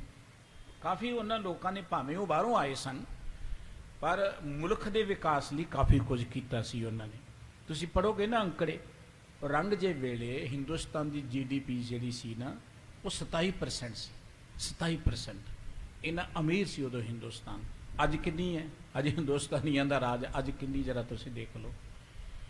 ਇਹ ਗੱਲਾਂ ਬੜੀਆਂ ਵਿਚਾਰ ਵਾਲੀਆਂ। ਉਹ ਲੋਕ ਭਾਵੇਂ ਬਾਹਰੋਂ ਆਏ ਸਨ, ਪਰ ਉਹਨਾਂ ਨੇ ਇਸ ਮੁਲਕ ਨੂੰ ਵਸਾਉਣ ਦੇ ਲਈ ਕਾਫੀ ਕੁਝ ਕੀਤਾ, ਚੰਗੇ ਕੰਮ ਵੀ ਕੀਤੇ ਨੇ। ਲਾਲ ਕਿਲਾ ਹੈ ਉਦਾਹਰਣ, ਬੜੇ ਕਿਲੇ ਬਣਾਏ ਉਹਨਾਂ ਨੇ। ਇਸ ਕਰਕੇ ਇਹ ਸ਼ੇਰ ਸ਼ਾਹ ਸੂਰੀ ਵਿਗੜ ਗਿਆ। ਉਸ ਵੇਲੇ ਹਮਾਯੂ ਦੇ ਨਾਲ ਤਕਰਾਰ ਹੋ ਗਿਆ ਇਹਨਾਂ ਦਾ। ਆ ਕੀ ਦੁਰਗ ਪ੍ਰਯਾਗ ਕਰ ਲੀਨਾ ਸਕਲ ਸਮਾਜ ਜੁਧ ਕੋ ਕੀਨਾ। ਇੱਕ ਕਿਲੇ ਚਾਕੀ ਹੋ ਗਿਆ ਤੇ ਲੜਾਈ ਦਾ ਸਾਰਾ ਸਾਜੋ ਸਮਾਨ ਇਕੱਠਾ ਕਰ ਲਿਆ। ਸੁਨ ਹਮਾਯੂ ਨੇ ਕੀਨ ਚੜਾਈ ਸੋ ਪੈਸਾ ਨਾ ਬਹੁ ਸਮੁਦਾਈ। ਹਮਾਯੂ ਨੇ ਚੜਾਈ ਕਰਤੀ ਜਦੋਂ ਪਤਾ ਲੱਗਾ ਕਿ ਬਾਗੀ ਹੋ ਰਿਹਾ ਹੈ, ਤੇ ਵੱਡੀ ਸਾਰੀ ਫੌਜ ਲੈ ਕੇ ਇਹਦੇ ਤੇ ਚਲਿਆ ਗਿਆ। ਤਿਨ ਕੇ ਨਿਗੜ ਲਬਹੀ ਰਹੇ ਹਦੋਂ ਕੇ ਬਾਦੋ ਜੜੇ ਮਚਹੇ। ਇਸ ਤਰੀਕੇ ਦੇ ਨਾਲ ਹਮਾਯੂ ਨੂੰ ਨਾਲ ਲੈ ਕੇ, ਆਪਣੀ ਫੌਜ ਨੂੰ ਨਾਲ ਲੈ ਕੇ ਹਮਾਯੂ ਤੇ ਚੱਲ ਪਿਆ। ਉਧਰ ਸ਼ੇਰ ਸ਼ਾਹ ਸੂਰੀ ਕੋਲ ਥੋੜੀ ਫੌਜ ਸੀ। ਪਹੁੰਚ ਪ੍ਰਯਾਗ ਜੰਗ ਕੋ ਠਾਨਾ ਦੋਇ ਦਸ਼ ਬਾਜੇ ਬਜੇ ਮਹਾਨਾ। ਪ੍ਰਯਾਗ ਦੇ ਥਾਂ ਤੇ ਇਹ ਬਾਗੀ ਹੋਇਆ, ਹਮਾਯੂ ਚਲੇ ਗਿਆ। ਦੋਵਾਂ ਪਾਸਿਆਂ ਤੋਂ ਜੰਗ ਦੇ ਨਗਾਰੇ ਵੱਜੇ। ਨਿਕਸੇ ਤਬ ਪਠਾਨ ਦੁਇ ਭਾਈ ਲਸ਼ਕਰ ਮਿਲਤੇ ਮਚੀ ਲੜਾਈ। ਕਿਲੇ ਵਿੱਚੋਂ ਦੋਵੇਂ ਪਠਾਨ ਭਰਾ ਵੀ ਬਾਹਰ ਆ ਗਏ, ਆਪਣੀ ਫੌਜ ਨੂੰ ਨਾਲ ਲੈ ਕੇ। ਬੜੀ ਵੱਡੀ ਘਮਸਾਨ ਦੀ ਜੰਗ ਸ਼ੁਰੂ ਹੋ ਗਈ। ਤਬੇ ਪਠਾਨ ਗਈ ਕਿਰਪਾਨੇ ਭਈ ਸਮੁਖ ਸਗਨ ਸੁਬਡਨ ਹਾਨੇ। ਉਸ ਵੇਲੇ ਪਠਾਨ ਕਿਰਪਾਨਾਂ ਲੈ ਕੇ ਮੈਦਾਨ 'ਚ ਅੜ ਗਏ। ਆਮੋ ਸਾਹਮਣੀ ਬੜੀ ਤਗੜੀ ਲੜਾਈ ਹੋਈ। ਜਬੇ ਬ੍ਰਿੰਦ ਤਲਵਾਰੇ ਚਾਲੀ ਰੰਗ ਭੂਮਿਕਾ ਪਤਰੀ ਲਾਲੀ। ਜਦੋਂ ਤਲਵਾਰਾਂ ਚੱਲੀਆਂ, ਕਵੀ ਜੀ ਕਹਿੰਦੇ ਧਰਤੀ ਖੂਨ ਦੇ ਨਾਲ ਰੰਗੀ ਗਈ, ਆਸੇ-ਪਾਸੇ ਖੂਨ ਪਸਰ ਗਿਆ। ਬਾਦਸ਼ਾਹ ਕੋ ਲਸ਼ਕਰ ਭਾਗਾ ਨਹੀਂ ਪਠਾਨਨ ਕੋ ਲਿਏ ਆਗਾ। ਪਠਾਨ ਇੰਨੇ ਤਗੜੇ ਸਨ ਜਾਂ ਇੰਨੀ ਦਲੇਰੀ ਨਾਲ ਉਹ ਅੜੇ ਲੜੇ ਕਿ ਜਿਹੜਾ ਹਮਾਯੂ ਦੀ ਫੌਜ ਸੀ ਨਾ, ਉਹ ਭਜਣੀ ਸ਼ੁਰੂ ਹੋ ਗਈ। ਉਹ ਅੜ ਨਾ ਸਕੇ ਇਹਨਾਂ ਦੇ ਅੱਗੇ। ਤਸ਼ਾ ਮੁਸ਼ ਤਰਵਾਰਨ ਕਰਕੇ ਕਾਇਰ ਭਜੇ ਨਾ ਹੇਰਤ ਫਿਰ ਕੇ। ਜਦੋਂ ਕਟਾਵੱਡੀ ਸ਼ੁਰੂ ਹੋਈ ਤਲਵਾਰਾਂ ਦੀ, ਤੇ ਇਹਦੀ ਫੌਜ ਦੇ ਕੁਝ ਲੋਕੀ ਕਾਇਰ ਬਣ ਕੇ ਭੱਜ ਗਏ। ਉਹਨਾਂ ਨੇ ਮੁੜ ਕੇ ਦੇਖਿਆ ਨਾ ਹਮਾਯੂ ਦੀ ਫੌਜ ਨੇ। ਤਬ ਹਮਾਯੂ ਰਜਧਾਨੀ ਤਿਆਗੇ ਲਸ਼ਕਰ ਮਰਿਓ ਚਲਿਓ ਤਬ ਭਾਗੇ। ਉਸ ਵੇਲੇ ਹਮਾਯੂ ਵੀ ਭੱਜ ਉੱਠਿਆ, ਫੌਜ ਨਹੀਂ ਤੇ ਉਹ ਇਕੱਲਾ ਕੀ ਕਰਦਾ। ਉਹ ਆਇਆ ਦਿੱਲੀ 'ਚ, ਤੇ ਉਹਨੇ ਦੇਖਿਆ ਕਿ ਹੁਣ ਪਠਾਣਾ ਦਾ ਜ਼ੋਰ ਪੈ ਜਾਣਾ, ਰਾਜਧਾਨੀ ਨੂੰ ਛੱਡ ਕੇ ਉੱਥੋਂ ਚੱਲ ਪਿਆ। ਦਿੱਲੀ ਆਏ ਪਠਾਨ ਨਸ਼ੀਨੀ ਆਪਣੀ ਦੋਹੀ ਫੇਰ ਨਕੀਨੀ। ਦਿੱਲੀ ਤੇ ਆ ਕੇ ਪਠਾਣਾ ਨੇ ਫਿਰ ਕਬਜ਼ਾ ਕਰ ਲਿਆ ਤੇ ਆਪਣਾ ਹੁਕਮ ਚਲਾਉਣਾ ਸ਼ੁਰੂ ਕਰ ਦਿੱਤਾ। ਵਿਆਕੁਲ ਹੈ ਹਮਾਯੂ ਤਬ ਕਹਿਓ ਸੇਵਕ ਨਿਜ ਨਜੀਕ ਜੋ ਲਹਿਓ। ਹਮਾਯੂ ਵਿਆਕੁਲ ਹੋ ਗਿਆ, ਡਰ ਗਿਆ। ਜਿਹੜੇ ਉਹਦੇ ਨੇੜੇ ਤੇੜੇ ਸੇਵਾਦਾਰ ਸਨ ਉਹਨਾਂ ਨੂੰ ਇਸ ਤਰ੍ਹਾਂ ਕਿਹਾ, ਸ਼੍ਰੀ ਨਾਨਕ ਕੋ ਸੇਵਕ ਪੂਰਾ ਹੈ ਕਿ ਨਹੀਂ ਗਾਦੀ ਪਰ ਰੂਰਾ। ਗੁਰੂ ਨਾਨਕ ਸਾਹਿਬ ਜੀ ਦੀ ਵਡਿਆਈ ਬਹੁਤ ਪਸਰੀ ਸੀ ਇਸ ਵੇਲੇ ਤੱਕ। ਦੇਖੋ ਗੁਰੂ ਨਾਨਕ ਸਾਹਿਬ ਜੀ ਕਿੰਨੇ ਮੁਲਕਾਂ 'ਚ ਗਏ, ਕਿੰਨੇ ਧਰਮ ਸਥਾਨਾਂ ਤੇ ਗਏ, ਕਿੰਨੇ ਲੋਕਾਂ ਨੂੰ ਮਿਲੇ, ਰਾਜਿਆਂ ਨੂੰ ਮਿਲੇ, ਅਮੀਰਾਂ ਨੂੰ ਮਿਲੇ।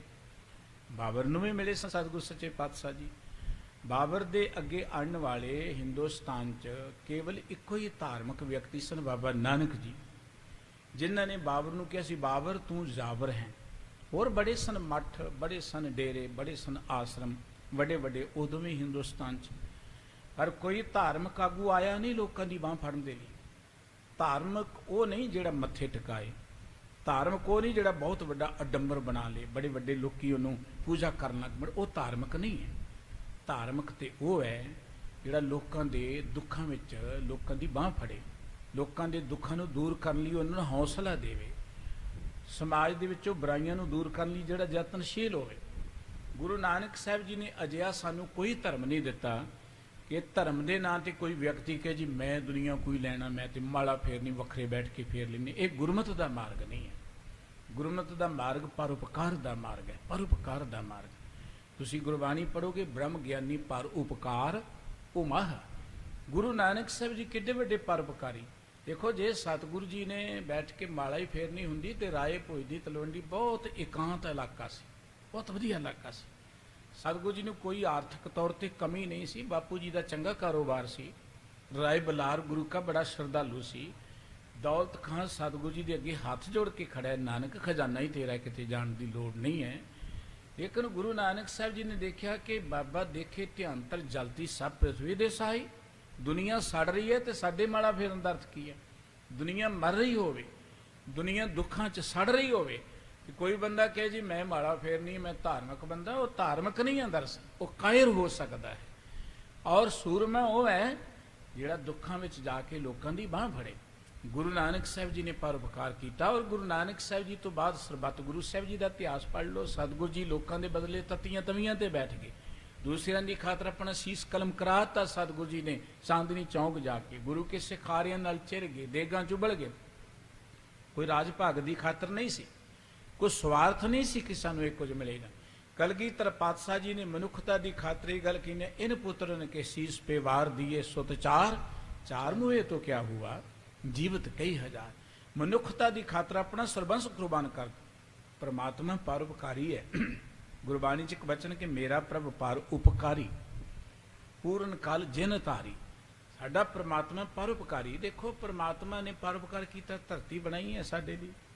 ਕੋਈ ਸਾਡੇ ਕੋਲ ਕਿਰਾਇਆ ਥੋੜ੍ਹੋ ਲੈਂਦਾ। ਜੇ ਕਿਰਾਇਆ ਲੈਣਾ ਚਾਹੇ ਤੇ ਅਸੀਂ ਜਿੰਨੇ ਕਦਮ ਪੁੱਟਦੇ ਬੜਾ ਔਖਾ ਹੋ ਜਾਏਗਾ। ਇਹ ਤੇ ਇੱਕ ਮਨੁੱਖ ਦੀ ਫਿਤਰਤ ਹੈ। ਕੁਝ ਇਲਾਕੇ ਤੇ ਕਬਜ਼ਾ ਕਰਕੇ ਫਿਰ ਟੈਕਸ ਲੈਣਾ ਸ਼ੁਰੂ ਕਰ ਦਿੰਦਾ ਕਿ ਪ੍ਰਾਪਰਟੀ ਦਾ ਟੈਕਸ ਦਿਓ, ਐਸੇ ਸੜਕਾਂ ਦਾ ਟੈਕਸ ਦਿਓ। ਇਹ ਮਨੁੱਖ ਦੀ ਕਮਜ਼ੋਰੀ ਹੈ, ਇਹ ਮਨੁੱਖ ਦੀ ਤੰਗਦਿਲੀ। ਪਰਮਾਤਮਾ ਧਰਤੀ ਦਾ ਕੋਈ ਕਿਰਾਇਆ ਨਹੀਂ ਲੈਂਦਾ। ਪਰਮਾਤਮਾ ਹਵਾ ਦਾ ਤੁਹਾਨੂੰ ਕੋਈ ਬਿੱਲ ਨਹੀਂ ਭੇਜਦਾ। ਹਾਂ, ਮਨੁੱਖ ਦੇ ਕਾਬੂ ਜਿਹੜੀ ਹਵਾ ਆ ਗਈ, ਉਹ ਹਵਾ ਤੁਸੀਂ ਲੈਣੀ ਤੇ ਉਹ ਤੁਹਾਨੂੰ 2000 ਵਾਲਾ ਸਿਲੰਡਰ 20,000 'ਚ ਮਿਲ ਸਕਦਾ, 50,000 'ਚ ਵੀ ਮਿਲ ਸਕਦਾ। ਕਿਉਂਕਿ ਮਨੁੱਖ ਜਿਹੜਾ ਉਹ ਪਰਮਾਤਮਾ ਦੀਆਂ ਚੀਜ਼ਾਂ ਨੂੰ, ਉਹ ਰੱਬ ਨੂੰ ਵੇਚਣਾ ਸ਼ੁਰੂ ਕਰ ਦਿੰਦਾ। ਰੱਬ ਮਨੁੱਖ ਦੇ ਕਾਬੂ ਆ ਜਾਏ ਨਾ ਤੇ ਰੱਬ ਨੂੰ ਵੇਚਦੇ। ਦੇਖਦੇ ਰੱਬ ਨੂੰ ਵੇਚਣ ਵਾਲੇ ਲੋਕ ਬੈਠੇ ਨੇ ਇੱਥੇ। ਧਰਮ ਦੇ ਨਾਂ ਤੇ ਕਿੰਨੇ ਧੰਦੇ ਚੱਲਦੇ ਨੇ, ਧਰਮ ਦੇ ਨਾਂ ਤੇ ਧਰਮ ਸਥਾਨਾਂ ਤੇ ਕਿੰਨੇ ਧੰਦੇ ਚੱਲਦੇ ਨੇ। ਪਰਮਾਤਮਾ ਪਰਉਪਕਾਰੀ, ਉਹਨੇ ਹਵਾ ਬਣਾਈ ਹੈ, ਮੁਫਤ ਬਣਾਈ, ਕੋਈ ਬਿੱਲ ਨਹੀਂ ਭੇਜਦਾ। ਸੂਰਜ ਸਾਨੂੰ ਧੁੱਪ ਦਿੰਦਾ ਹੈ, ਉਹ ਪਰਉਪਕਾਰ ਕਰ ਰਿਹਾ ਹੈ। ਕੋਈ ਕਿਸੇ ਨਾਲ ਵੈਰ ਵਿਤਕਰਾ ਨਹੀਂ ਹੈ ਤੇ ਮੁਫਤ ਹੀ ਦੇ ਰਿਹਾ ਹੈ। ਸਾਨੂੰ ਸਵਾਸ ਮੁਫਤ ਮਿਲ ਰਹੇ ਨੇ। ਜੇ ਪਰਮਾਤਮਾ ਪਰਉਪਕਾਰੀ ਹੈ ਤੇ ਪਰਮਾਤਮਾ ਦੇ ਪਿਆਰ ਜੁੜਿਆ ਮਨੁੱਖ ਵੀ ਪਰਉਪਕਾਰੀ ਹੁੰਦਾ ਹੈ। ਸਤਿਗੁਰੂ ਜੀ ਨੇ ਸਿੱਖ ਨੂੰ ਪਰਉਪਕਾਰੀ ਬਣਾਇਆ। ਭਾਈ ਗੁਰਦਾਸ ਸਾਹਿਬ ਜੀ ਦਾ ਇੱਕ ਬਚਨ ਹੈ, ਖਾਣੀ ਬਾਣੀ ਜੁਗ ਚਰ ਲੱਖ, ਓੰਕਾਰ ਆਕਾਰ ਕਰ ਪੌਣ ਪਾਣੀ ਬੈਸੰਤਰ ਧਾਰੇ। ਕਹਿਣਗੇ ਧਰਤ ਆਕਾਸ਼ ਵਿਛੋੜਿਆਂ ਚੰਦ ਸੂਰਜ ਦੋ ਜੋ ਸਵਾਰੇ, ਖਾਣੀ ਚਾਰ ਬੰਧਾਨ ਕਰ ਲੱਖ 84 ਜੋਨ ਦੁਆਰੇ, ਇੱਕ ਸਿੱਖ ਜੋਨ ਵਿੱਚ ਜੀ ਜੰਤ ਅਗਣ ਤਪਾਰੇ, ਮਾਨ ਜੋਨ ਦੁਲਭ ਹੈ ਸਫਲ ਜਨਮ ਗੁਰ ਸਰਣ ਉਧਾਰੇ। ਕਹਿਣਗੇ ਮਨੁੱਖਾ ਜਨਮ ਸਭ ਤੋਂ ਦੁਰਲਭ ਹੈ, ਪਰ ਇਹਦੇ ਵਿੱਚ ਪਰਉਪਕਾਰੀ ਗੁਰੂ ਪਿਆਰੇ। ਗੁਰੂ ਕਾ ਸਿੱਖ ਗੁਰੂ ਕੀ ਹਜ਼ੂਰੀ 'ਚ ਆ ਕੇ ਜਿੱਥੇ ਆਪਣੀ ਜ਼ਿੰਦਗੀ ਦਾ ਉਧਾਰ ਕਰਦਾ ਹੈ, ਉੱਥੇ ਪਰਉਪਕਾਰ ਕਰਦਾ ਹੈ।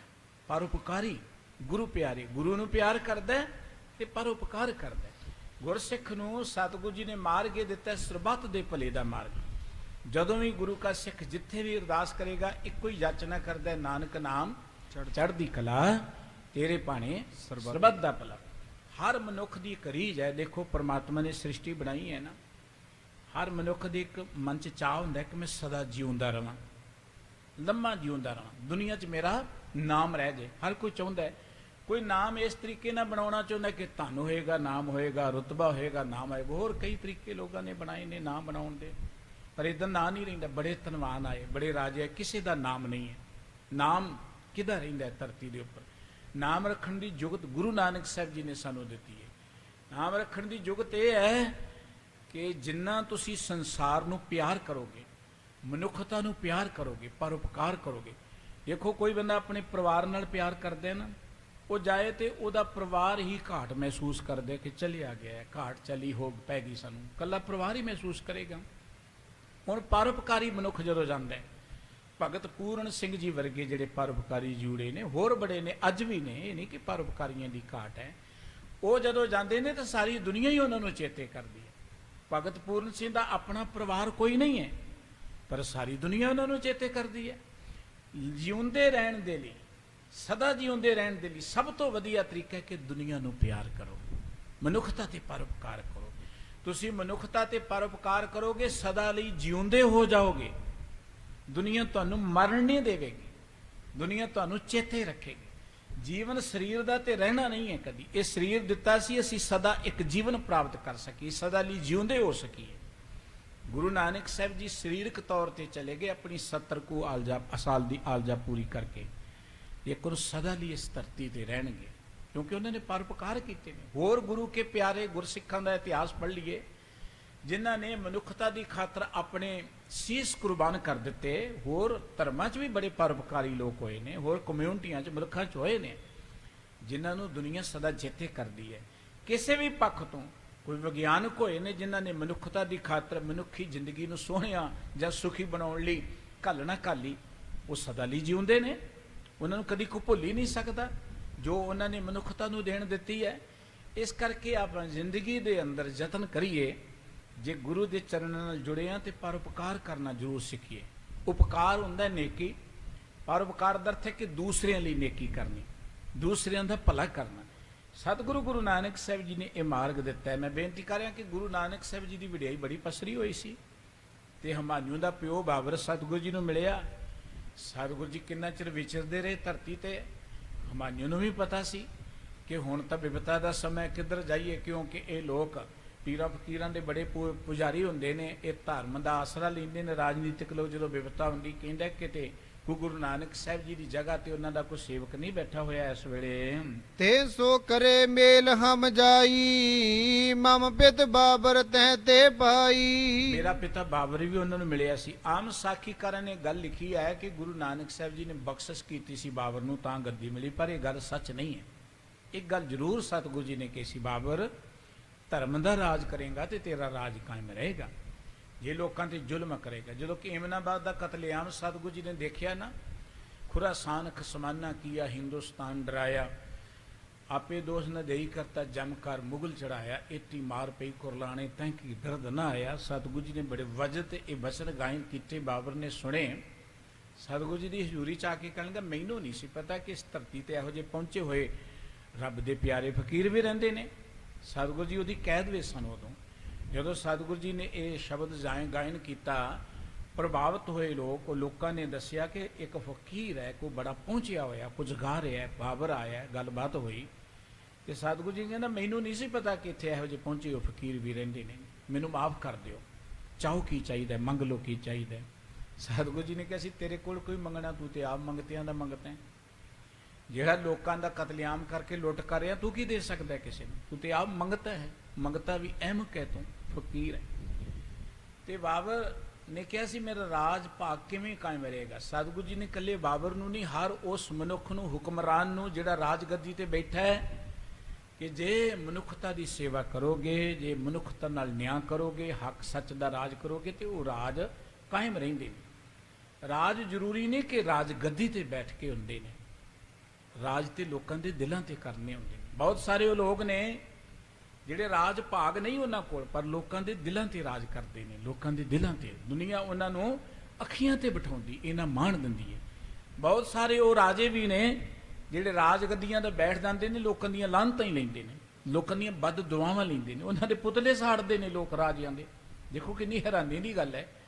ਰਾਜੇ ਨੂੰ ਤੇ ਲੋਕੀ ਕਦੀ ਰੱਬ ਕਰਕੇ ਮੰਨਿਆ ਕਰਦੇ ਸਨ, ਰਾਜੇ ਨੂੰ ਭਗਵਾਨ ਕਹਿੰਦੇ ਸਨ ਲੋਕੀ ਕਦੀ। ਕਿਉਂ ਕਹਿੰਦੇ ਸਨ? ਕਿ ਰਾਜਾ ਦੇ ਕੋਲ ਤਾਕਤ ਹੁੰਦੀ ਸੀ, ਉਹ ਮਨੁੱਖਤਾ ਨਾਲ ਨਿਆਂ ਕਰਦੇ ਸਨ, ਲੋਕਾਂ ਦੇ ਉੱਪਰ ਦਇਆ ਕਰਦੇ ਸਨ। ਪਰ ਜਦੋਂ ਰਾਜੇ ਹੀ ਉਲਟੀ ਵਾੜ ਖੇਤ ਕੋ ਖਾਈ ਵਾਲੀ ਗੱਲ ਬਣ ਜਾਏ, ਫਿਰ ਇਹ ਪ੍ਰਜਾ ਜਿਹੜੀ ਹੈ ਉਹਨਾਂ ਦੇ ਪੁਤਲੇ ਹੀ ਸਾੜਦੀ ਹੈ, ਉਹਨਾਂ ਨੂੰ ਮੁਰਦਾਬਾਦ ਹੀ ਕਹਿੰਦੀ ਹੈ। ਇਸ ਕਰਕੇ ਰਾਜਾ ਉਹ ਨਹੀਂ ਜਿਹੜਾ ਤਖਤ ਤੇ ਬੈਠੇ, ਰਾਜਾ ਜਿਹੜਾ ਲੋਕਾਂ ਦੇ ਦਿਲਾਂ ਦੇ ਤਖਤ ਤੇ ਬੈਠ ਕੇ ਰਾਜ ਕਰੇ, ਲੋਕਾਂ ਦਾ ਪਿਆਰ ਲੈ ਲੇ। ਸਤਿਗੁਰੂ ਜੀ ਨੇ ਉਪਦੇਸ਼ ਦਿੱਤਾ ਸੀ, ਇਹ ਕਹਿੰਦਾ ਕਿ ਮੈਂ ਵੀ ਗੁਰੂ ਸਾਹਿਬ ਜੀ ਨੂੰ ਮਿਲਾਂ। ਕਹੀ ਪੁਸ਼ਟ ਲੋ ਫਰਿਓ ਨ ਬੈਨਾ, ਬੂਝੇ ਤੇ ਸੋਜੇ ਔਰ ਭੈਨਾ। ਅਸੀਂ ਸੋਚਦੇ ਸਾਂ ਕਈ ਪੁਸ਼ਤਾ ਰਾਜ ਚੱਲੇਗਾ, ਪਰ ਇਹ ਚੱਲਿਆ ਨਹੀਂ। ਗੁਰੂ ਸਾਹਿਬ ਜੀ ਕੋਲ ਜਾ ਕੇ ਬੇਨਤੀ ਕਰੀਏ ਕੋਈ। ਤਬ ਵਜ਼ੀਰ ਨੇ ਕਹਾ ਸੁਨਾਈ ਗੁਰ ਅੰਗਦ ਬੈਠਿਓ ਤਿਨ ਥਾਈ। ਵਜ਼ੀਰ ਨੇ ਕਿਹਾ ਕਿ ਉਹਨਾਂ ਦੀ ਜਗ੍ਹਾ ਤੇ ਗੁਰੂ ਅੰਗਦ ਸਾਹਿਬ ਜੀ ਬੈਠੇ ਨੇ, ਉਹ ਪ੍ਰਚਾਰ ਕਰ ਰਹੇ ਨੇ ਗੁਰਮਤਿ ਦਾ। ਆਰਫ ਕਾਮਲ ਵਲੀ ਵਿਲਾਇਤ ਮਿਲ ਮਕਸੂਦ ਚਲੋ ਏ ਸਾਇਤ। ਉਹ ਬੜੇ ਆਰਫ ਕਾਮਲ ਨੇ, ਉਹ ਮਹਾਨ ਵਲੀ ਨੇ, ਔਰ ਉਹਨਾਂ ਨੂੰ ਮਿਲ ਕੇ ਫਿਰ ਤੁਸੀਂ ਅੱਗੇ ਚੱਲਿਓ, ਉਹਨਾਂ ਨੂੰ ਮਿਲਣਾ ਚਾਹੀਦਾ ਹੈ। ਭਲੋ ਵਿਚਾਰ ਆਪਨੇ ਕੀਨੋ ਬੂਝੋ ਤਿਨੇ ਪਦ ਜਿਨ ਲੀਨੋ। ਤੁਸੀਂ ਬਹੁਤ ਵਧੀਆ ਵਿਚਾਰ ਕੀਤਾ ਹੈ, ਉਹਨਾਂ ਕੋਲ ਜੇ ਜਾਣਾ ਹੈ ਤੇ ਉਹਨਾਂ ਕੋਲ ਜਾ ਕੇ ਤੁਸੀਂ ਆਪਣੀ ਫਰਿਆਦ ਕਰ ਸਕਦੇ ਹੋ। ਸੁਨਤ ਗੰਢੂਰ ਹਮਾਇਓ ਆਇਓ ਸ਼੍ਰੀ ਅੰਗਦ ਜੀ ਜਹਾਂ ਸੁਹਾਇਓ। ਸਤਿਗੁਰੂ ਜੀ ਦੀ ਵਡਿਆਈ ਸੁਣ ਕੇ ਹਮਾਯੂ, ਕਿਉਂਕਿ ਜਾ ਰਿਹਾ ਸੀ ਲਾਹੌਰ ਵੱਲ ਨੂੰ, ਇਹਨੇ ਜਾਣਾ ਸੀ, ਖੰਡੂਰ ਸਾਹਿਬ ਜੀ ਵਿੱਚ ਆ ਗਿਆ। ਖੰਡੂਰ ਸਾਹਿਬ ਉਸ ਵੇਲੇ ਇਹ ਸ਼ਾਹੀ ਰਸਤੇ ਸੀ, ਇਹ ਜਿਹੜਾ ਸੀ ਨਾ ਰਸਤਾ ਤਰਨਤਾਰਨ ਤੋਂ ਹੋ ਕੇ ਗੁਜਰਦਾ ਲਾਹੌਰ ਨੂੰ ਜਾਂਦਾ, ਇਹ ਸ਼ਾਹੀ ਸੜਕ ਸੀ, ਜਰਨੈਲੀ ਸੜਕ ਸੀ ਉਸ ਵੇਲੇ। ਇੱਥੋਂ ਦੀ ਜਿਸ ਵੇਲੇ ਲੰਘਿਆ ਖੰਡੂਰ ਸਾਹਿਬ ਜੀ ਵਿੱਚ ਜਾ ਪਹੁੰਚਿਆ ਸਤਿਗੁਰੂ ਜੀ ਨੂੰ ਮਿਲਣ ਦੇ ਲਈ। ਸੰਗ ਬਾਲਗਨ ਖੇਲਤ ਬੈਸੇ ਹਰਗ ਸ਼ੋਗ ਜਿਨ ਮੈਂ ਨਹਿ ਕੈਸੇ। ਉਹ ਸਤਿਗੁਰੂ ਸੱਚੇ ਪਾਤਸ਼ਾਹ ਜੀ ਜਿਹੜੇ ਹਰਕ ਸੋਗ ਤੋਂ ਨਿਰਾਰੇ ਨੇ, ਉਸ ਵੇਲੇ ਬੱਚਿਆਂ ਦੇ ਨਾਲ ਖੇਡ ਰਹੇ ਸਨ। ਸਤਿਗੁਰੂ ਜੀ ਰੋਜ਼ ਬੱਚਿਆਂ ਨੂੰ ਪੜ੍ਹਾਉਂਦੇ ਸਨ, ਫਿਰ ਬੱਚਿਆਂ ਦੇ ਨਾਲ ਖੇਡਿਆ ਵੀ ਕਰਦੇ ਸਨ। ਬੰਧਨ ਠਾਨ ਹਮਾਇਓ ਖਰਿਓ ਤਿਸ ਦਿਸ ਰੁਕ ਗੁਰ ਨੈਕ ਨ ਕਰਿਓ। ਹਮਾਯੂ ਗਿਆ ਹੈ ਆਪਣੇ ਰਾਜਨੀਤਿਕ ਰੋਹ ਦੇ ਵਿੱਚ, ਸਤਿਗੁਰੂ ਜੀ ਨੂੰ ਬੰਦਨਾ ਕਰਕੇ ਖਲੋ ਗਿਆ, ਤੇ ਸਤਿਗੁਰੂ ਜੀ ਬੜੀ ਬੇਪਰਵਾਹੀ ਦੇ ਨਾਲ ਬੱਚਿਆਂ 'ਚ ਪਰਚੇ ਰਹੇ, ਬੱਚਿਆਂ ਨਾਲ ਗੱਲਬਾਤ ਕਰਦੇ ਰਹੇ।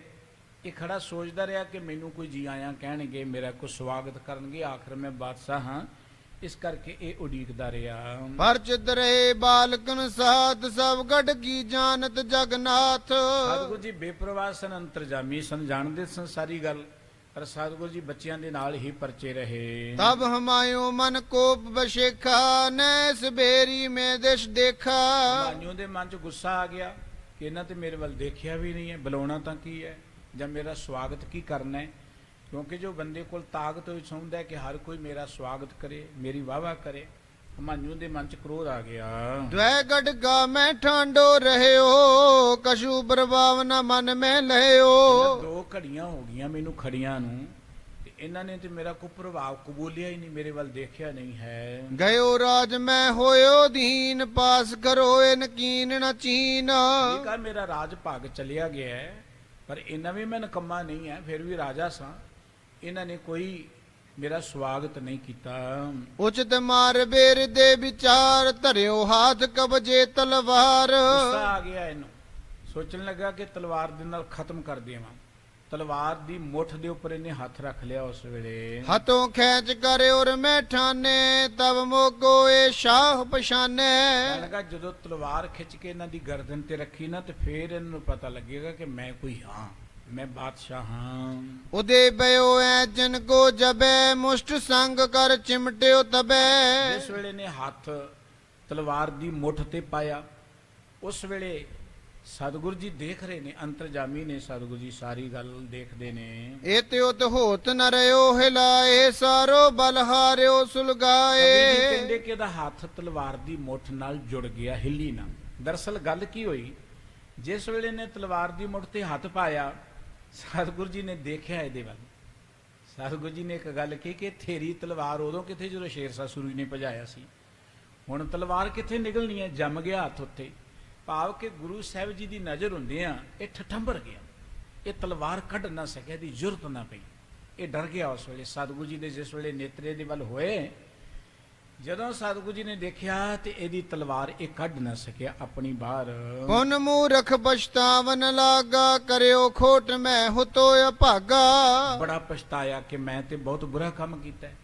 ਮੈਂ ਆਇਆ ਸਾਂ ਇੱਥੋਂ ਕੋਈ ਇਹਨਾਂ ਦੀ ਬਖਸ਼ਿਸ਼ ਲੈਣ ਲਈ, ਤੇ ਮੈਂ ਇਹਨਾਂ ਦੇ ਉੱਪਰ ਤਲਵਾਰ ਹੀ ਕੱਢ ਬੈਠਾ ਹਾਂ। ਤਬ ਸ਼੍ਰੀ ਅੰਗਦ ਕਰੇ ਉਤ ਨੈਣ ਦੀਨ ਬਇਓ ਬੇਖਿਉ ਚਰੇ ਬੈਨ। ਜਿਸ ਵੇਲੇ ਤਲਵਾਰ ਕੱਢਣ ਲੱਗਾ ਸੀ, ਸਤਿਗੁਰੂ ਜੀ ਨੇ ਇਹਦੇ ਵੱਲ ਨੇਤਰ ਕਰਕੇ ਇਸ ਤਰ੍ਹਾਂ ਕਿਹਾ ਸੀ, ਸ਼ੇਰ ਸਾਸੋ ਕਛ ਨ ਵਸਾਇਓ ਖੜਗ ਹਤਨ ਹਮ ਕਰ ਬਲ ਚਲ ਆਇਓ।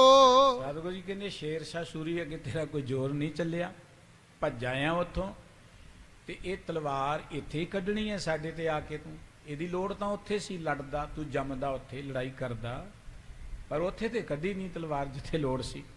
ਹੁਣ ਤੂੰ ਇੱਥੇ ਫਕੀਰਾਂ ਤੇ ਆ ਕੇ ਤਲਵਾਰ ਕੱਢਣ ਲੱਗ ਪਿਆ ਹੈ। ਕਾਇਰ ਬਇਓ ਭਾਜ ਕਰਿਆ ਵਾ ਹਮੇ ਸੂਰਤਾ ਚਹਿ ਦਿਖਾਵਾ। ਸਾਹਿਬ ਕਹਿਣ ਲੱਗੇ ਕਿ ਤੂੰ ਕਾਇਰ ਬਣ ਗਿਆ, ਬੁਜ਼ਦਲ। ਜਿਹੜਾ ਲੜਾਈ ਚੋਂ ਭੱਜ ਜਾਏ ਉਹ ਬੁਜ਼ਦਲ ਹੀ ਹੁੰਦਾ ਹੈ। ਸੂਰਮੇ ਦਾ ਕੰਮ ਹੈ ਲੜੋ, ਮਰੋ ਜਾਂ ਮਾਰੋ, ਬਸ ਮੈਦਾਨ ਵਿੱਚ ਡਟ ਗਏ। ਸੂਰਾ ਸੋ ਪਹਿਚਾਨੀ ਹੈ ਜੋ ਲੜੈ ਦੀਨ ਕਹੇਤ, ਪੁਰਜਾ ਪੁਰਜਾ ਕੱਟ ਮਰੇ ਕਬੂ ਨਾ ਛਾੜੈ ਖੇਤ। ਭੱਜਣਾ ਸੂਰਮੇ ਦਾ ਕੰਮ ਨਹੀਂ ਹੈ। ਇਹ ਭੱਜ ਆਇਆ, ਸਤਿਗੁਰੂ ਜੀ ਕਹਿੰਦੇ ਉੱਥੋਂ ਭੱਜ ਆਇਆ ਹੈ, ਇਧਰ ਨੂੰ ਨਿਕਲ ਆਇਆ ਹੈ ਮੈਦਾਨ ਛੱਡ ਕੇ, ਤੇ ਹੁਣ ਤੂੰ ਤਲਵਾਰ ਤੇ ਹੱਥ ਪਾ ਲਿਆ ਹੈ। ਤਬ ਹਮਾਇਓ ਬੋ ਬਿਨਤੀ ਠਾਨੀ ਸ਼ਿਮੋ ਗੁਰੂ ਮੈਂ ਬੜ ਅਨਜਾਨੀ। ਉਸ ਵੇਲੇ ਹਮਾਯੂ ਨੇ ਸਤਿਗੁਰੂ ਜੀ ਦੇ ਚਰਨ ਕਮਲਾਂ 'ਚ ਇਸ ਤਰ੍ਹਾਂ ਬੇਨਤੀ ਕੀਤੀ ਕਿ ਸਤਿਗੁਰੂ ਜੀ ਕਿਰਪਾ ਕਰਕੇ ਮੇਰੀ ਭੁੱਲ ਤੁਸੀਂ ਮੁਆਫ ਕਰ ਦਿਓ, ਮੈਂ ਬਹੁਤ ਵੱਡੀ ਗਲਤੀ ਕੀਤੀ ਹੈ। ਸਤਿਗੁਰ ਬੇਪਰਵਾਹ ਨਿਤ ਰਾਗ ਦ્વੈਸ਼ ਨਿਤ ਚਾਹ ਨਾਹੇ। ਸਤਿਗੁਰੂ ਸੱਚੇ ਪਾਤਸ਼ਾਹ ਜੀ ਤਾਂ ਬੇਪਰਵਾਹ ਨੇ। ਰਾਗ ਦਾ ਅਰਥ ਹੁੰਦਾ ਪਿਆਰ, ਤੇ ਦ્વੈਸ਼ ਦਾ ਅਰਥ ਹੁੰਦਾ ਹੈ ਈਰਖਾ, ਕਿਸੇ ਨਾਲ ਵੈਰ ਰੱਖਣਾ। ਸਤਿਗੁਰੂ ਜੀ ਦੇ ਮਨ 'ਚ ਤੇ ਕਿਸੇ ਨਾਲ ਕੋਈ ਵੈਰ ਨਹੀਂ ਹੈ, ਤੇ ਕਿਸੇ ਨਾਲ ਕੋਈ ਇਵੇਂ ਕਹਿ ਲਓ ਮੋਹ ਨਹੀਂ ਹੈ ਕਿ ਇਹ ਸਾਡਾ ਆਪਣਾ ਜਾਂ ਇਹ ਬਗਾਨਾ ਹੈ। ਸਤਿਗੁਰੂ ਜੀ ਨੇ ਜੇ ਇਹਨੂੰ ਬਚਨ ਕਹੇ ਨੇ ਤੇ ਇਹਦੀ ਕਰਤੂਤ ਦੇਖ ਕੇ ਕਹੇ ਸਨ ਕਿ ਤੂੰ ਉੱਥੋਂ ਤੇ ਭੱਜ ਆਇਆ ਤੇ ਇੱਥੇ ਤਲਵਾਰ ਕੱਢ ਰਹੇ ਹੈ। ਹੁਣ ਇਹ ਮੁਆਫੀ ਮੰਗਣ ਲੱਗ ਪਿਆ। ਸਤਿਗੁਰੂ ਜੀ ਨੇ ਇਹਨੂੰ ਬਖਸ਼ ਦਿੱਤਾ। ਬੇਪਰਵਾਹ ਸਤਿਗੁਰੂ ਸੱਚੇ ਪਾਤਸ਼ਾਹ ਜੀ, ਜਿਨ੍ਹਾਂ ਨੂੰ ਕਿਸੇ ਵੀ ਤਰੀਕੇ ਨਾਲ ਕਿਸੇ ਨਾਲ ਕੋਈ ਰਾਗ ਦ્વੈਸ਼ ਨਹੀਂ ਹੈ। ਕਰੇ ਭਾਵਨਾ ਪਾਏ ਤਿਮ ਜੇ ਨਰ ਜਲ ਡਿਗ ਜਾਹੇ। ਜਿਹੜੇ ਵੀ ਮਨੁੱਖ ਸਤਿਗੁਰੂ ਜੀ ਦੇ ਕੋਲ ਆਉਂਦੇ ਨੇ, ਜੋ ਭਾਵਨਾ ਲੈ ਕੇ ਆਉਂਦੇ ਨੇ ਉਹੀ ਉਹਨਾਂ ਨੂੰ ਮਿਲਦੀ ਹੈ। ਗੁਰੂ ਦੇ ਦਰ ਤੇ ਆ ਕੇ ਜੋ ਅਸੀਂ ਇੱਛਾ ਲੈ ਕੇ ਆਵਾਂਗੇ, ਗੁਰਬਾਣੀ 'ਚ ਸਤਿਗੁਰੂ ਜੀ ਦਾ ਇੱਕ ਬੜਾ ਪਿਆਰਾ ਬਚਨ ਹੈ। ਸਤਿਗੁਰੂ ਜੀ ਕਹਿੰਦੇ ਪਾਸ਼ੰ ਕ੍ਰੋਧ ਅਗਰਣੀ ਵੈ ਨਿਰਾਸੰਗ ਆਸ ਪੂਰਣੈ, ਨਿਰਤਨ ਭੈ ਤਨਵੰਤੇ ਰੋਗੀਆਂ ਰੋਗ ਖੰਡਨੈ, ਭਗਤੈ ਭਗਤ ਦਾਨੰਗ ਰਾਮ ਨਾਮ ਗੁਣ ਕੀਰਤਨੈ, ਪਾਰ ਬ੍ਰਹਮ ਪੁਰਖ ਦਾ ਤਾਰੈ, ਨਾਨਕ ਗੁਰ ਸੇਵਾ ਕੇ ਨਾ ਲਭਿਆ। ਤੇ ਗੁਰੂ ਦੀ ਸੇਵਾ ਕਰਕੇ ਕੀ ਨਹੀਂ ਲੱਭ ਸਕਦਾ। ਗੁਰੂ ਤਾਂ ਪ੍ਰਮਾਤਮਾ ਦਾ ਰੂਪ ਹੈ, ਗੁਰ ਪਰਮੇਸ਼ਰ ਇੱਕੋ ਜਾਣ। ਗੁਰੂ ਦੀ ਸੇਵਾ ਕਰਕੇ ਕੀ ਨਹੀਂ ਲੱਭ ਸਕਦਾ, ਭਾਵ ਸਭ ਕੁਝ ਲੱਭ ਸਕਦਾ। ਗੁਰੂ ਦੇ ਦਰ ਤੇ ਆਈਏ, ਭਾਵਨਾ ਦੇ ਨਾਲ, ਸ਼ਰਧਾ ਦੇ ਨਾਲ, ਗੁਰੂ ਕੇ ਬਚਨਾਂ ਦੇ ਅਨੁਸਾਰ ਜ਼ਿੰਦਗੀ ਬਤੀਤ ਕਰਾਂਗੇ। ਪਾਸ਼ੰ ਕ੍ਰੋਧ ਅਗਰਣੀ ਮੈਂ, ਜਿਹੜੇ ਕਿਸੇ ਵੀ ਪੱਖ ਤੋਂ ਪਛੜ ਗਏ ਨੇ। ਦੇਖੋ ਅਸੀਂ ਵੀ ਆਉਂਦੇ ਗੁਰੂ ਦੇ ਦਰ ਤੇ, ਆਉਣਾ ਮੁਬਾਰਕ ਹੈ। ਵਡਭਾਗੀ ਉਹ ਹਰ ਪ੍ਰਾਣੀ ਜਿਹੜਾ ਜਿਸ ਵੀ ਤਰੀਕੇ ਨਾਲ ਗੁਰੂ ਕੋਲ ਆਉਂਦਾ ਹੈ। ਜੇ ਆਪਾਂ ਗੁਰੂ ਕੇ ਬਚਨਾਂ ਨੂੰ ਸਮਝੀਏ, ਗੁਰੂ ਦੇ ਦੱਸੇ ਮਾਰਗ ਤੇ ਚੱਲੀਏ, ਸੱਚ ਜਾਣਨਾ ਪਾਸ਼ੰ ਕ੍ਰੋਧ ਅਗਰਣੀ ਮੈਂ, ਸਤਿਗੁਰੂ ਪਛੜਿਆ ਹੋਇਆਂ ਨੂੰ ਅਗਾਂਹ ਵਧੂ ਕਰ ਦਿੰਦਾ ਹੈ। ਕਿਸੇ ਵੀ ਪੱਖ ਤੋਂ ਭਾਵੇਂ ਪਛੜੇ ਹੋਈਏ। ਨਿਰਾਸੰਗ ਆਸ ਪੂਰਨ ਹੈ। ਸਤਿਗੁਰੂ ਜੀ ਕਹਿੰਦੇ ਨੇ ਜਿਹੜੇ ਨਿਰਾਸ਼ ਹੋ ਗਏ ਨੇ ਹਰ ਥਾਂ ਤੋਂ ਜ਼ਿੰਦਗੀ 'ਚ, ਸਤਿਗੁਰੂ ਉਹਨਾਂ ਦੀ ਆਸ ਪੂਰੀ ਕਰਦਾ ਹੈ। ਨਿਰਤਨ ਭੈ ਤਨਵੰਤ ਹੈ, ਜਿਹੜੇ ਨਿਰਧਨ ਨੇ, ਗੁਰੂ ਦੇ ਦੱਸੇ ਮਾਰਗ ਤੇ ਚੱਲ ਕੇ ਕਿਰਤ ਕਰਨ, ਵਾਹਿਗੁਰੂ ਜੀ ਦੇ ਪਿਆਰ ਜੋੜਨ, ਧਨਵਾਨ ਹੋ ਜਾਂਦੇ ਨੇ। ਰੋਗੀਆਂ ਰੋਗ ਖੰਡਣੇ, ਰੋਗੀਆਂ ਦੇ ਰੋਗ ਦੂਰ ਹੋ ਜਾਂਦੇ ਨੇ ਜਦੋਂ ਗੁਰੂ ਦੇ ਮਾਰਗ ਤੇ ਚੱਲਦੇ ਨੇ। ਔਰ ਇੱਥੇ ਬਸ ਨਹੀਂ, ਭਗਤੈ ਭਗਤ ਦਾਨੰਗ ਰਾਮ ਨਾਮ ਗੁਣ ਕੀਰਤਨੈ, ਜਿਹੜੇ ਗੁਰੂ ਦੇ ਦਰ ਤੋਂ ਆ ਕੇ ਵਾਹਿਗੁਰੂ ਜੀ ਦੇ ਨਾਮ ਦੀ ਦਾਤ ਮੰਗਦੇ ਨੇ, ਉਹਨਾਂ ਨੂੰ ਭਗਤੀ ਦੀ ਦਾਤ ਵੀ ਮਿਲਦੀ ਹੈ, ਸਿਫਤ ਸਲਾਹ ਦੀ ਦਾਤ ਵੀ ਮਿਲਦੀ ਹੈ। ਸਤਿਗੁਰੂ ਜੀ ਕਹਿੰਦੇ ਨਾਨਕ ਗੁਰੂ ਪਰਮਾਤਮਾ ਦਾ ਰੂਪ ਹੈ, ਪਾਰ ਬ੍ਰਹਮ ਪੁਰਖ ਦਾਤਾਰ ਹੈ, ਨਾਨਕ ਗੁਰ ਸੇਵਾ ਕੇ ਨਾ ਲੱਭਤੇ। ਦੁਨੀਆ ਦੇ ਲੋਕੋ, ਗੁਰੂ ਪਰਮਾਤਮਾ ਦਾ ਰੂਪ ਹੈ। ਗੁਰੂ ਦੀ ਸੇਵਾ ਕਰਕੇ ਕੀ ਨਹੀਂ ਲੱਭ ਸਕਦਾ, ਸਭ ਕੁਝ ਲੱਭ ਸਕਦਾ ਹੈ। ਪਰ ਗੁਰੂ ਦੀ ਸੇਵਾ ਦਾ ਅਰਥ ਹੈ ਗੁਰੂ ਦੇ ਬਚਨਾਂ ਦੀ ਰੌਸ਼ਨੀ 'ਚ ਜੀਵਨ ਬਤੀਤ ਕਰਨਾ, ਗੁਰੂ ਦੇ ਦੱਸੇ ਮਾਰਗ ਤੇ ਚੱਲਣਾ। ਗੁਰੂ ਸਾਹਿਬ ਜੀ ਮਿਹਰ ਕਰਨ, ਸਾਡਾ ਗੁਰਬਾਣੀ ਨਾਲ ਪਿਆਰ ਬਣੇ, ਸਤ ਸੰਗਤ ਨਾਲ ਪਿਆਰ ਬਣੇ। ਸ੍ਰੀ ਗੁਰੂ ਗ੍ਰੰਥ ਸਾਹਿਬ ਜੀ ਦੀ ਪਾਵਨ ਪਵਿੱਤਰ ਬਾਣੀ ਉਹ ਬਾਣੀ ਹੈ। ਭਾਈ ਗੁਰਦਾਸ ਜੀ ਨੇ ਇੱਕ ਬਚਨ ਕਿਹਾ ਹੈ, ਜਿਵੇਂ ਸਮੁੰਦਰ 'ਚ ਬੇਅੰਤ ਖਜ਼ਾਨੇ ਹੁੰਦੇ ਨੇ, ਬਰਕਤਾਂ ਹੁੰਦੀਆਂ ਨੇ, ਪਰ ਜਿਹੜਾ ਸਮੁੰਦਰ ਵਿੱਚ ਚੁੱਭੀ ਮਾਰੇਗਾ ਨਾ, ਇਹ ਰਤਨ, ਇਹ ਖਜ਼ਾਨੇ ਤੇ ਉਹਨੂੰ ਲੱਭਣਗੇ। ਜੈਸੇ ਤੋ ਸਗਲ ਨਿਧ ਪੂਰਨ ਸਮੁੰਦਰ ਵਿਖੈ, ਹੰਸ ਮਰ ਜੀਵਨ ਨਿਸ਼ਚੇ ਪ੍ਰਸਾਦ ਪਾਵੇ। ਜਿਵੇਂ ਜੰਗਲ 'ਚ ਚੰਦਨ ਆਦਿਕ ਇਹੋ ਜਿਹੀਆਂ ਲੱਕੜਾਂ ਹੁੰਦੀਆਂ ਨੇ, ਪਰ ਜਿਹੜਾ ਉੱਥੇ ਤੱਕ ਪਹੁੰਚੇਗਾ ਉਹਨੂੰ ਹੀ ਮਿਲਣਗੀਆਂ ਨੇ, ਲੋਕਾਂ ਤੱਕ ਵੀ ਉਹ ਪਹੁੰਚਾ ਦੇਵੇਗਾ। ਜਿਵੇਂ ਪਰਬਤ ਦੇ ਵਿੱਚ ਅਨੇਕਾਂ ਖਜ਼ਾਨੇ ਨੇ, ਪਰ ਜਿਹੜਾ ਪਰਬਤ ਪੁੱਟੇਗਾ ਉਹਨੂੰ ਹੀ ਮਿਲਣਗੇ ਨਾ, ਉਹ ਲੋਕਾਂ ਤੱਕ ਪਹੁੰਚਾਏਗਾ। ਤੈਸੇ ਗੁਰਬਾਣੀ ਵਿਖੇ ਸਗਲ ਪਦਾਰਥ ਹੈ, ਜੋਈ ਜੋਈ ਖੋਜੈ ਸੋਈ ਸੋਈ ਨਿਪ ਜਾਵੇ। ਗੁਰਬਾਣੀ 'ਚ ਸਾਰੇ ਪਦਾਰਥ ਨੇ। ਜੋ ਗੁਰਬਾਣੀ ਨੂੰ ਪੜ੍ਹੇਗਾ, ਵਿਚਾਰੇਗਾ, ਖੋਜੇਗਾ, ਗੁਰਬਾਣੀ ਅਨੁਸਾਰ ਜੀਵਨ ਬਤੀਤ ਕਰੇਗਾ, ਉਹ ਇਹਨਾਂ ਖਜ਼ਾਨੇ ਨੂੰ ਪ੍ਰਾਪਤ ਕਰ ਲਏਗਾ। ਗੁਰਬਾਣੀ ਨਾਲ ਜੁੜੀਏ। ਸ੍ਰੀ ਗੁਰੂ ਗ੍ਰੰਥ ਸਾਹਿਬ ਜੀ ਸਾਡੇ ਅਜਿਹੇ ਰਹਿਬਰ ਨੇ ਜਿਹੜੇ ਸਾਡੀ ਹਾਲਤ ਪਲਤ ਦੇ ਰਖਵਾਲੇ ਨੇ, ਜਿਹੜੇ ਸਮੁੱਚੀ ਮਾਨਵਤਾ ਦੇ ਰਹਿਬਰ ਨੇ, ਸਮੁੱਚੀ ਮਾਨਵਤਾ ਦੇ ਗੁਰੂ ਨੇ। ਆਓ ਆਪਾਂ ਪਵਿੱਤਰ ਬਾਣੀ ਨਾਲ ਜਿੱਥੇ ਆਪ ਜੋੜਨਾ ਹੈ, ਹੋਰਨਾਂ ਨੂੰ ਵੀ ਗੁਰਬਾਣੀ ਨਾਲ ਜੋੜੀਏ। ਇੰਨੀਆਂ ਬੇਨਤੀਆਂ ਪ੍ਰਵਾਨ ਕਰਨੀਆਂ ਜੀ। ਭੁੱਲ ਚੁੱਕ ਦੀ ਖਿਮਾ। ਸਤਿਗੁਰੂ ਜੀ ਸਾਰਿਆਂ ਨੂੰ ਆਪਣੇ ਦਰ ਕਰੋ ਨਾਮ ਬਾਣੀ ਦਾ ਪਿਆਰ ਬਖਸ਼ਣ। ਫਤਿਹ ਬੁਲਾਓ ਜੀ। ਵਾਹਿਗੁਰੂ ਜੀ ਕਾ ਖਾਲਸਾ, ਵਾਹਿਗੁਰੂ ਜੀ ਕੀ ਫਤਿਹ।